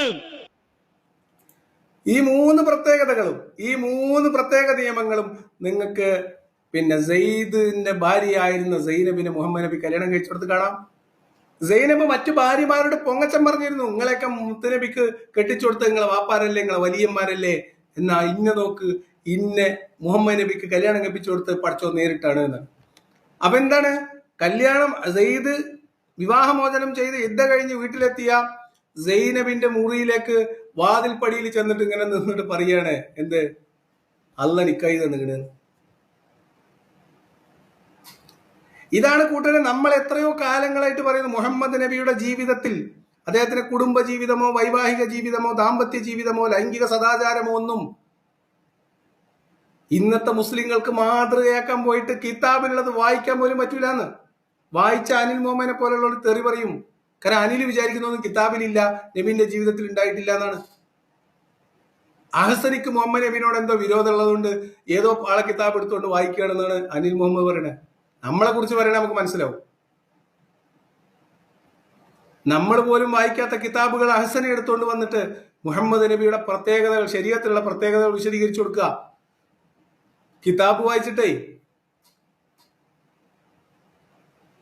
അപ്പൊ അനിൽ മുഹമ്മദ് അതിനെ ചീത്ത വിളിക്കുക. ഇപ്പൊ നമ്മൾ ആരായി? ബാക്കിയൂടെ കേൾക്കാം. 4 ഭാര്യമാരെ സ്വീകരിക്കാം. ഹബീബായ തങ്ങൾക്ക് ഇഹ്റാമിലായി നിക്കാഹ് ശരിയാവും. വലിയ വേണ്ട, സാക്ഷി വേണ്ട, മഹർ വേണ്ട. പെണ്ണിനോട് അങ്ങനെ ഒരു കാര്യം പറഞ്ഞാൽ ഒക്കെ സ്വീകരിക്കാൻ നിർബന്ധം. പിന്നെ വേറൊരാൾക്ക് അവളെ പെൺകെട്ട് പറയാൻ പോലും പാടില്ല. ഭർത്താവുള്ള പെണ്ണാണെങ്കിൽ ഭർത്താവ് തൊലാക്ക് ചൊല്ലിക്കൊള്ളണം. മാത്രല്ല ആർക്കും ഏത് പെണ്ണിനെയും കെട്ടിച്ചു കൊടുക്കാം. അള്ള തന്നെ നേരിട്ട്. ഇത്രയും ഒറ്റ ശാസ്ത്രത്തിൽ 8 എണ്ണം പറഞ്ഞു. ഈ 8 പ്രത്യേകതയും സദാചാരവുമായി ബന്ധപ്പെട്ട്, ലൈംഗികതയുമായി ബന്ധപ്പെട്ട്, കുടുംബജീവിതവുമായി ബന്ധപ്പെട്ട്, വിവാഹവുമായി ബന്ധപ്പെട്ടതാണ്. ഈ 8 പ്രത്യേകതകളും മുഹമ്മദ് നബിക്ക് മാത്രമുള്ളതാണ്. വിശ്വാസികൾക്ക് മാതൃകയാക്കാൻ പറ്റാത്തതാണ്. മാതൃകയാക്കാൻ പറ്റില്ല എന്നുള്ള കിതാബുള്ളത് വായിച്ചാൽ ചീത്തയാക്കേണ്ടി വരും എന്ന ഗതികേടിലാണ് ഇവരുള്ളത്. ഇനി 2 എണ്ണം. അതിലെ 1 എണ്ണം വിശ്വാസികൾക്ക് ഭയങ്കര ഇമ്പമുള്ളതായിരിക്കും. അവരിതടക്ക് പറയുന്നത് നിങ്ങൾ കേട്ടിട്ടുണ്ടാവും. മുഹമ്മദ് നബിക്ക് പ്രത്യേക നിയമങ്ങളാണ് എന്ന് പറയാൻ വേണ്ടി ഇവർ ഇടക്കിടക്ക് പറയാറുള്ളതാണ്. മുഹമ്മദ് നബിക്ക് രാത്രി നിന്ന് നിസ്കരിക്കണം ആയിരുന്നു, നിർബന്ധമായിരുന്നു. വിശ്വാസികൾക്കില്ലല്ലോ. അതുപോലെ വേറൊന്നാണ്, മുഹമ്മദ് നബിക്ക് തുടർച്ചയായ നോമ്പ് നോൽക്കാനുള്ള അനുവാദം ഉണ്ടായിരുന്നു. വിശ്വാസികൾക്ക് അതില്ലല്ലോ. ആരാധനയുമായി ബന്ധപ്പെട്ട ഒരു കാര്യം. 9ാമത് മഹാൻ പറയാ, ഹബീബായ സല്ലല്ലാഹു അലൈഹി വസല്ലം തങ്ങൾക്ക് നോമ്പിൽ ഓരോന്നിനും വ്യത്യസ്ത നിയമ. നോമ്പിന്റെ കാര്യത്തിൽ സൗമുൽ വിസ്വാലുണ്ട്. വിസ്വാൽ കാരണം എന്താ? തുടർച്ചയായ നോമ്പ്. ഇന്ന് രാത്രി നമ്മൾ നിയ്യത്തൊക്കെ ചെയ്ത് നോമ്പ് വെച്ച് നാളെ മഗ്രിബായാൽ ഉടനെ നിർബന്ധമാണ് നമുക്കെന്ത്? നോമ്പ് മുറിക്കൽ, തുറക്കൽ. എന്നാൽ ഹബീബായ സല്ലല്ലാഹു അലൈഹി വസല്ലം തങ്ങൾക്ക് എത്ര ദിവസവും നീണ്ടുപോകുന്ന സൗമുൽ വിസ്വാലാകാം. ഹബീബായ തങ്ങൾ തന്നെ അത് പറഞ്ഞിട്ടുണ്ട്. സ്വഹാബികളെ, നിങ്ങൾ നോക്കാൻ നിൽക്കണ്ട. ഇന്നി ലസ്തു മിസ്ലക്കും, ഞാൻ നിങ്ങളെപ്പോലെ അല്ല. മുഹമ്മദുർ റസൂലുള്ളാഹി. മുഹമ്മദ് നബിനെ പറഞ്ഞിട്ട് നിങ്ങൾ ഇന്നെ നോക്കണ്ട, ഞാൻ പറയണത് കേട്ടാൽ മതി, ഞാൻ ചെയ്യണത് പോലെ ചെയ്യണ്ട എന്ന് പറയും. അപ്പൊ അതിന്റെ ഉദാഹരണമായിട്ട് ഈ നോമ്പിന്റെ കാര്യം പറയുമ്പോൾ വിശ്വാസികൾക്ക് ഭയങ്കര സന്തോഷമാണ്. ഓ, നബി ഞങ്ങൾക്കും വേണ്ടി എന്തോരം കഷ്ടപ്പെട്ടിരുന്നു. രാത്രികളിൽ തുടർച്ചയായിട്ട് നോമ്പ് മുറിക്കാതെയുള്ള നോമ്പ് വരെ എടുത്തിട്ടുണ്ട്. ഈ പ്രത്യേകത അനിൽ കേൾക്കുമ്പോൾ അത് മഹാസംഭവമായിട്ട് മഹത്വമായിട്ട് പറയും. ഇതൊരൊറ്റ കിതാബിലെ ഒറ്റ ഇബാറത്തിൽ വരുന്നതാണ് കേട്ടാ. ഇത് 9ാമത്തതായിട്ടാണ് പറയുന്നത്. അപ്പൊ അത് കുഴപ്പമില്ല. ഇനി 10ാമത്തെ ഒന്നുകൂടി ഉണ്ട്, അതുകൂടി കേട്ടോളി.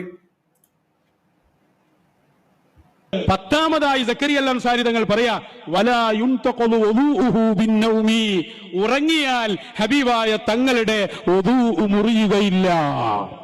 ഞങ്ങളൊന്നും ഇറങ്ങിയിട്ട് വരീകരിക്കാൻ എന്ത് ഇത് എല്ലാ കാര്യത്തിലുണ്ട്. ഇത് പറഞ്ഞ ദിവസങ്ങളോളം വേണ്ടി വരും. ഓരോന്നോരോന്ന് പാർട്ടായി സക്കരിയ അൽ അൻസാരി തങ്ങളെ പോലെയുള്ള മഹാന്മാര് പറയുമ്പോ നിങ്ങൾ എന്താ പറഞ്ഞേ? നമുക്കും വലിയനും റസൂലിനും ഒക്കെ ഒറ്റ ശരീഅത്താണ്, വേറെ ഒന്നില്ല. അങ്ങനെ പറയാൻ പാടുണ്ടോ? ഇത് പറഞ്ഞാൽ തീരൂല എന്നാ പറഞ്ഞത്. പറഞ്ഞാൽ തീരൂലാത്ത അത്രയും പ്രത്യേകതകളുള്ള ഒരു മനുഷ്യൻ, ആ വ്യക്തിക്ക് മാത്രമായിട്ടുള്ള നിയമങ്ങൾ അത് നിന്ന് പറഞ്ഞു കഴിഞ്ഞാൽ തീരൂലാത്ത അത്രയും കിതാബുകളിൽ ഉണ്ട് എന്നാ പറയണത്. ദിവസങ്ങൾ പറഞ്ഞാൽ തീരൂലാത്ത അത്രയും പ്രത്യേകതകൾ. എന്നിട്ട് ആ മനുഷ്യനെ എങ്ങനെയാണ് സൂക്കൂട്ടരെ നിങ്ങൾക്ക് മാതൃകയാക്കാൻ പറ്റുക? എല്ലാ കാര്യത്തിലും മാതൃകയാക്കാൻ പറ്റില്ല എന്ന് മാത്രമല്ല, ഒരു കാര്യത്തിലും മാതൃകയാക്കാൻ പറ്റില്ല. കാരണം ആ കാലഘട്ടം വേറെയാണ്, ആ ജനസമൂഹം വേറെയാണ്, അവരുടെ സംസ്കാരം വേറെയാണ്, അവിടുത്തെ സെറ്റപ്പ് വേറെയാണ്, മുഹമ്മദ് നബിയുടെ രീതി വേറെയാണ്. അത് ഇന്നത്തെ കാലത്ത് മനുഷ്യർക്ക് മാതൃകയാക്കാൻ പറ്റൂല. ഇതന്നെയല്ലേ നമ്മൾ പറയുന്നുള്ളൂ. നൗഷാദ് ഹസൻ ഇപ്പൊ പറയുന്നതിന്റെ വേറൊരു രൂപമാണ് നമ്മൾ പറയുന്നത്. ഇത് കിതാബിലുള്ളതാണ്. വിശ്വസിക്കുന്നവർക്ക് പോലും മുഹമ്മദ് നബിയിൽ മാതൃകയില്ല എന്ന് പറയുമ്പോൾ നമ്മൾ മുഹമ്മദ് നബിനെ മാതൃകയാക്കാൻ പറ്റില്ല എന്ന് പറയുമ്പോൾ മാത്രം നിങ്ങൾക്ക് എന്തിനാ ബേജാറാവുന്നത്? അനിൽ മുഹമ്മദിന് ആ കാര്യത്തിൽ ഉഷാറാണ്. അനിൽ മുഹമ്മദ് ഇഷ്ടപ്പെടാത്തത് പറഞ്ഞാൽ അത് മൂല്യരാണെങ്കിലും യുക്തിവാദിയാണെങ്കിലും ചീത്ത വിളിക്കും. ആ കാര്യത്തിൽ അനിൽ മുഹമ്മദിനെ കുറിച്ച് നമുക്ക് ഒരു അഭിപ്രായം ഉണ്ട്. ഇനി വേറെ ഒരു ചെറിയ തമാശ കൂടി പറഞ്ഞിട്ട് നമുക്ക് ഇന്നത്തെ അവസാനിപ്പിക്കാം.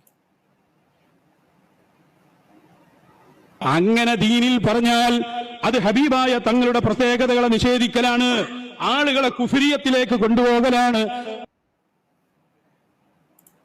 അതാണ്.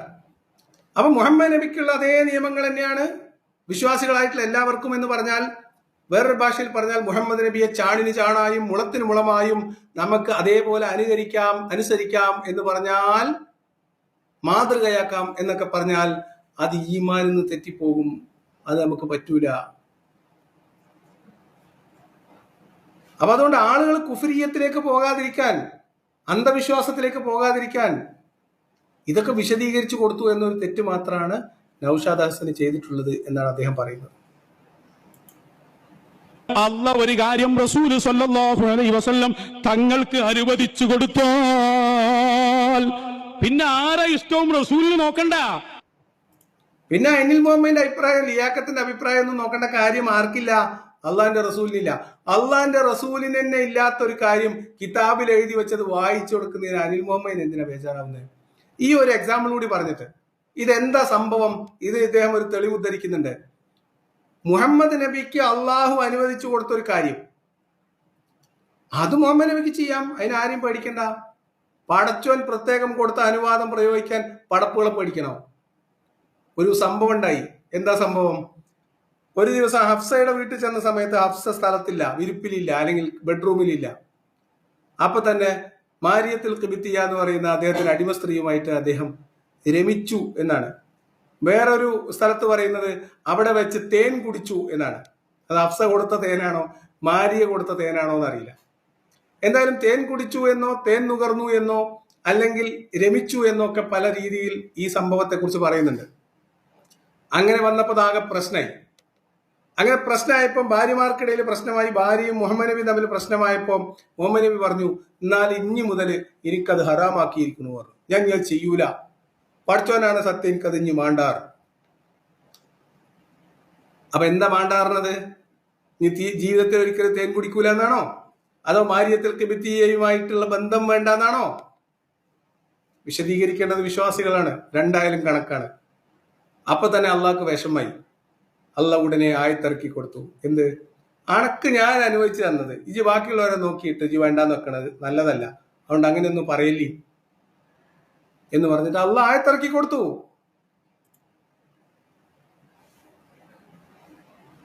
യാ അയ്യുഹൻ നബിയ്യു ലിമ തുഹർരിമു മാ അഹല്ലല്ലാഹു ലക് തബ്തഗി മർളാത അസ്വാജിക. നബിയെ, അങ്ങേക്ക് അല്ലാഹു അനുവദിച്ചു തന്നത് എന്തിനാ നിങ്ങൾ ഒഴിവാക്കുന്നത്, ഹറാമാക്കുന്നത്? ഭാര്യമാര് തൃപ്തിപ്പെടൂല, അല്ലെ ഓന് പറ്റൂല, ഇത് നോക്കണ്ട. ഇത് മുഹമ്മദുർ റസൂലുള്ളാഹിയാണ് സ്വല്ലല്ലാഹു അലൈഹി വസല്ലം.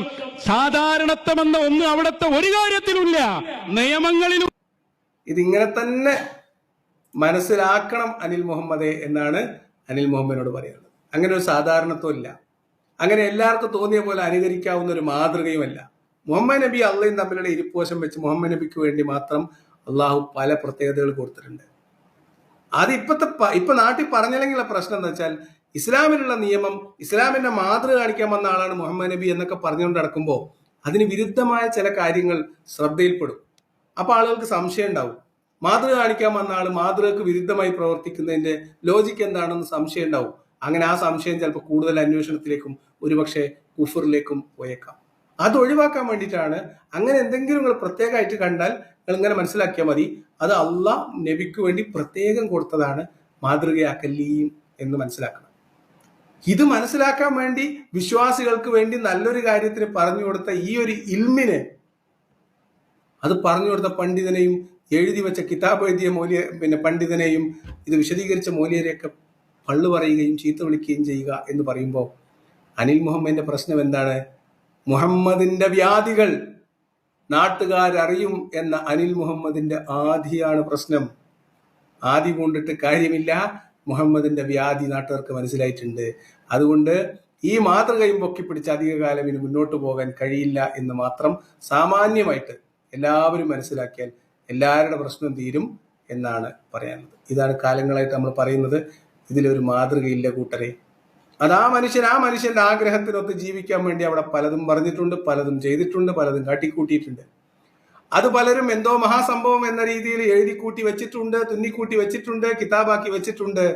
കുറച്ചാൾക്കാർ അത് കുത്തിയിരുന്ന് വിശദീകരിച്ചിട്ടുണ്ട്, തഫ്സീർ എഴുതിയിട്ടുണ്ട്, ഹദീസ് എഴുതിയിട്ടുണ്ട്. ഇപ്പൊ ചില ആളുകൾ കുത്തിയിരുന്ന് ആ ഹദീസിലെ പകുതി ഭാഗം തള്ളുന്നുണ്ട്, മുഴുവൻ ഭാഗം തള്ളുന്നുണ്ട്, സനത് ശരിയല്ല എന്ന് പറയുന്നുണ്ട്. എന്നാൽ ചില മൂല്യന്മാര് അക്കും മുക്കും നോക്കാതെ, ആളുകൾ എന്ത് പറയും എന്നൊന്നും നോക്കാതെ സത്യസന്ധമായിട്ട് കിതാബിലുള്ളത് വായിച്ചിട്ട് ഇതൊക്കെ അള്ളാഹിന്റെ റസൂലിന് അള്ളാഹ് അനുവദിച്ചു കൊടുത്താണെന്ന് പറഞ്ഞിട്ടുണ്ട്. അതിന് അനിൽ മുഹമ്മദ് ചീത്ത വിളിച്ചുകൊണ്ട് കിതാബിലുള്ളത് കിതാബിലുള്ളതാകുമോ? അള്ളാഹിന്റെ റസൂല് ചെയ്തത് അള്ളാഹിന്റെ റസൂല് ചെയ്യാത്തതാകുമോ? നാട്ടുകാർ അറിഞ്ഞത് അറിയാട്ടാകുമോ? പൊന്നാർ അനിൽ മുഹമ്മദെ, തലയിൽ മുണ്ടിട്ട് മുണ്ടാണ്ട് ഒരു വൈക്ക് പൊയ്ക്കോ എന്നാണ് കിതാബിന്റെ കാര്യത്തിലും മാതൃകയുടെ കാര്യത്തിലും പറയാനുള്ളത്. വെറുതെ അഹ്സനിന്റെ പിന്നാലെ കൂടി നമ്മളാരും കണ്ടിട്ടും കേട്ടിട്ടില്ലാത്ത കിതാബുകൾ ഓരോന്ന് പുറത്തിട്ടാല് അതില് മാതൃകകൾ മാതൃകകൾ മാതൃകകൾ മറ്റു പലതും മണ്ണിന്റെ അടിയിൽ നിന്ന് പൊങ്ങി വരും. എന്തിനാണ് വേണ്ടാത്ത പണിക്ക് പോകുന്നത്? ഞങ്ങളോട് എപ്പോഴും പറയാറുണ്ട്, അനിലിനോട് ഞാൻ പ്രത്യേകിച്ച് പറയാറുണ്ട്, ആവശ്യമില്ലാത്തതിന്റെ പിന്നാലെ പോയിട്ട് മുത്തുനബീന്റെ കഥകൾ മുഴുവൻ വലിച്ചു വാരി പുറത്തിടാനുള്ള ഇട കൊടുക്കരുത്. മിണ്ടാതെ റേഡിയോയിൽ 4 പാട്ടും വെച്ച് 2 സാമൂഹ്യ ശാസ്ത്ര വീഡിയോയും ചെയ്ത് സ്വസ്ഥം സുഖം അങ്ങനെ പോകുന്നതല്ലേ നല്ലത്? നിങ്ങൾക്കും മുത്തുനബീന്റെ അന്തസ്സിനും ഇസ്ലാം ദീനിനും അല്ലേ? പണ്ടൊരു പാട്ടുണ്ട് അനിൽ മുഹമ്മദിനോട്. ആ പാട്ട് എല്ലാവർക്കും വേണ്ടി ആവശ്യപ്പെട്ടുകൊണ്ട് ഞാൻ ഇന്നത്തെ വീഡിയോ അവസാനിപ്പിക്കുകയാണ്. ആ പാട്ട് എല്ലാവർക്കും അറിയോ? പണ്ട് കാലത്ത് വാമൊഴിയായിട്ട് പാടിക്കേട്ട ഒരു പാട്ടാണ്. ആർക്കെങ്കിലും അറിയോന്നറിയില്ല. എൻ്റെ വാപ്പ ഭയങ്കര ഇഷ്ടപ്പെട്ട് പാടിയിരുന്ന ഒരു പാട്ടാണ്. പുഗ്ഗറുക്കണ കുഞ്ഞാത്തു ജൊരു പുതുമ കെട്ടടി കുഞ്ഞാത്തു, മുത്തിസിലാമിനെ പിത്തനെ കാട്ടണ കൂട്ടരെ കണ്ടടി കുഞ്ഞാത്തു എന്നൊരു പാട്ടുണ്ട്. ആ പാട്ട് കേട്ടിട്ടുള്ളവർ, ആ പാട്ട് പാടാൻ അറിയാവുന്നവർ അതൊന്ന് കമന്റ് ബോക്സിൽ എഴുതുക. എന്നതുപോലെ മുത്തിസിലാമിനെ പിത്തനെ കാട്ടണ ഒരു കുഞ്ഞാപ്പു ആകല്ലേ അനിൽ മുഹമ്മദ് എന്ന് മാത്രമാണ് അനിൽ മുഹമ്മദിനോട് പറയാനുള്ളത്. മുത്തുനബി അങ്ങനെ പല ബുക്ക് വറുത്തിട്ടുണ്ട്, അതൊക്കെ കിതാബിൽ പലരും എഴുതി വെച്ചിട്ടുണ്ട്. ഇങ്ങള് അതും പൊക്കിപ്പിടിച്ച് മുത്തിസിലാമിനെ പിത്തനെ കാട്ടരുത് എന്ന് മാത്രമാണ് അനിൽ മുഹമ്മദിനോട് പറയാനുള്ളത്. എല്ലാവർക്കും സന്തോഷകരമായിട്ടുള്ള ഒരു രാത്രി നേർന്നുകൊണ്ട് ഇന്നത്തേക്ക് അവസാനിപ്പിക്കുകയാണ്. പിന്നെ വിശ്വാസികൾക്ക് ഇന്ന് വല്ലാണ്ട് കുരു പൊട്ടുന്നുണ്ട്. എന്താ സംഭവം എന്ന് എനിക്കറിയില്ല. കമന്റ് ബോക്സിൽ ഇരിക്കാൻ പറ്റൂല എന്നുള്ളതാണ്. ലിയാക്കത്ത് പറ്റുമെങ്കിൽ ഇസ്ലാമിക പണ്ഡിതരുമായി സംവദിക്കുക, അനിലിനെ വിടൂ. ഇസ്ലാമിക പണ്ഡിതന്മാരുടെ അടുത്ത് നമ്മൾ എന്നും വിളിക്കണം, നമുക്ക് എന്നും സന്തോഷമാണ്. അല്ല, നിങ്ങളെല്ലാവരും ചാനല് വീഡിയോ ലൈക്ക് ചെയ്തോ? വീഡിയോ ലൈക്ക് ചെയ്യാതെ കാണുന്ന ആൾക്കാരാണ് കൂടുതലും. ഇതൊക്കെ ഫൗളാണ് കേട്ടോ. 553 പേര് കണ്ടിട്ട് അത് 1250 പേര് ഇവിടെ കൂടെ ഉണ്ടായിട്ട് 500 പേര് ലൈക്ക് ചെയ്യാന്ന് പറഞ്ഞാൽ കമന്റ് ബോക്സ് ചില കഥകൾ പറയുന്നുണ്ട്. എന്തായാലും വിശ്വാസികൾ നിങ്ങളൊന്നും വിശ്വാസികളല്ലാന്നെങ്കിലും മനസ്സിലാക്കാൻ വേണ്ടിയിട്ട് ലൈക്ക് ചെയ്താളി. അതാണ് എല്ലാവരോടും പറയാനുള്ളത്. അപ്പൊ എന്തായാലും മറ്റൊരു വിഷയവുമായിട്ട് വീണ്ടും നാളെ കാണാം എന്നാണ് പറയാനുള്ളത്. എല്ലാവരോടും നന്ദി പറയുന്നു, ശുഭരാത്രി പറയുന്നു. ഒരു സ്പെഷ്യൽ താങ്ക്സ് പറയാനുള്ളത് സൂപ്പർ ചാറ്റോ സ്റ്റിക്കറൊക്കെ ചെയ്തിട്ടുള്ള ആരായിരുന്നു? വിഷ്ണുമോഹൻ ആൻഡ് സീക്ക് ട്രൂത്ത്, രണ്ടുപേരോടുള്ള സ്പെഷ്യൽ താങ്ക്സ് പറയുന്നു. നിർത്തുന്നു. നാളെ നമുക്ക് മറ്റൊരു വിഷയവുമായിട്ട് വീണ്ടും കാണാം. പനിയൊക്കെ മാറി ശബ്ദം ശരിയായി വരുന്നതേ ഉള്ളൂ. അതിൻ്റെ ഒരു പോരായ്മ മൊത്തത്തിൽ നമ്മുടെ ആ ഒരു എനർജി ലെവലിൽ ഉണ്ടാകും. എങ്കിലും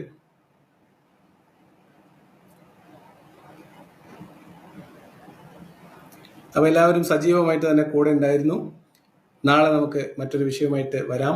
സംവാദവും ബിലാലിൻ്റെ സംഭവങ്ങളൊക്കെ ആയിട്ട് നമ്മൾ വേറെയും ചില കാര്യങ്ങൾ ചെയ്യാനുണ്ട്. എന്ന് മാത്രമല്ല, ഞാനും ഉമ്മർബായും കൂടി ചേർന്നിട്ടുള്ള ഉമ്മർബായിയുടെ ആദ്യത്തെ പബ്ലിക് സെഷൻ ഉൾപ്പെടുന്ന ഒരു പരിപാടി ഒക്ടോബർ 12 തൃശ്ശൂർ വെച്ച് നടക്കുന്നുണ്ട്. ഞാനും ഉമ്മർബായും അള്ളാഹു ബിംബം ബിലാൽ എന്ന പേരിൽ നമ്മൾ പരിപാടി അവതരിപ്പിക്കുന്നുണ്ട്. ഞങ്ങൾ രണ്ടുപേരും തമ്മിലുള്ള ഒരു ചാറ്റായിരിക്കും, സംഭാഷണമായിരിക്കും. അത് കഴിഞ്ഞൊരു സദസ്സിൽ നിന്നുള്ള ചോദ്യങ്ങൾ ഉൾപ്പെടുത്തിയിട്ടുള്ള പരിപാടിയാണ്. അപ്പോൾ ഞാനും ഉമ്മർബായും തൃശ്ശൂരിൽ 12-ാം തീയതി ഉണ്ടാകും. വരാൻ ആഗ്രഹിക്കുന്നവർ, പരിപാടിയിൽ പങ്കെടുക്കാൻ താല്പര്യമുള്ളവർ കോണ്ടാക്ട് ചെയ്താൽ അതിൻ്റെ ബാക്കി ഡീറ്റെയിൽസ്, മീൻസ് അതിൻ്റെ സംഘാടകർ നൽകിയിട്ടുള്ള ബാക്കി ഡീറ്റെയിൽസും അതിൻ്റെ ലിങ്കും ഒക്കെ ഷെയർ ചെയ്യാം എന്നാണ് അറിയിക്കാനുള്ളത്. സംവാദത്തിന് തുടർന്നുള്ളതും സംവാദത്തിന് മുൻപ് അബ്ദുള്ള ബാസലിന്റെ ഭാഗത്ത് നമ്മൾ നിർത്തിവെച്ചതുമായിട്ടുള്ള വിഷയങ്ങളിലേക്കൊക്കെ തിരിച്ചു പോകേണ്ടതുണ്ട്. സൂറത്തു തൗബയിൽ നിന്ന് രക്ഷപ്പെടാൻ വേണ്ടിയിട്ടാണ് ഈ കാട്ടിക്കൂട്ടലുകളൊക്കെ കാട്ടിക്കൂട്ടിയതും സംവാദം നടന്നതും. നമുക്ക് തിരിച്ച് സൂറത്തു തൗബയിലേക്കും ബക്കറയിലെ യുദ്ധക്കളത്തിലേക്കും ഒക്കെ തിരിച്ചു പോകേണ്ടതുണ്ട്. അതേപോലെ അബ്ദുള്ള ബാസിൽ പറഞ്ഞു വെച്ച, ജബ്ബാർ മാഷിക്ക് മറുപടി എന്ന രീതിയിൽ പറഞ്ഞു വെച്ച ഇസ്ലാം വളരുന്നു എന്നതിൽ അദ്ദേഹം കാണിച്ചിട്ടുള്ള ചില കണക്കുകളുടെ കൺകെട്ട് വിദ്യകൾ കൃത്യമായിട്ട് പൊളിച്ചെടുക്കേണ്ടതുണ്ട്. അതിലേക്കൊക്കെ വേണ്ടിയിട്ടുള്ള വീഡിയോകൾ വരും ദിവസങ്ങളിൽ പ്രതീക്ഷിക്കാം. എല്ലാവരും കട്ടയ്ക്ക് കൂടെ ഉണ്ടാവണം എന്ന് മാത്രം പറയാണ്. ശുഭരാത്രി പറഞ്ഞുകൊണ്ട് ഞാൻ നിർത്തുന്നു. എല്ലാവർക്കും ഒരിക്കൽ കൂടി നന്ദി. Good night.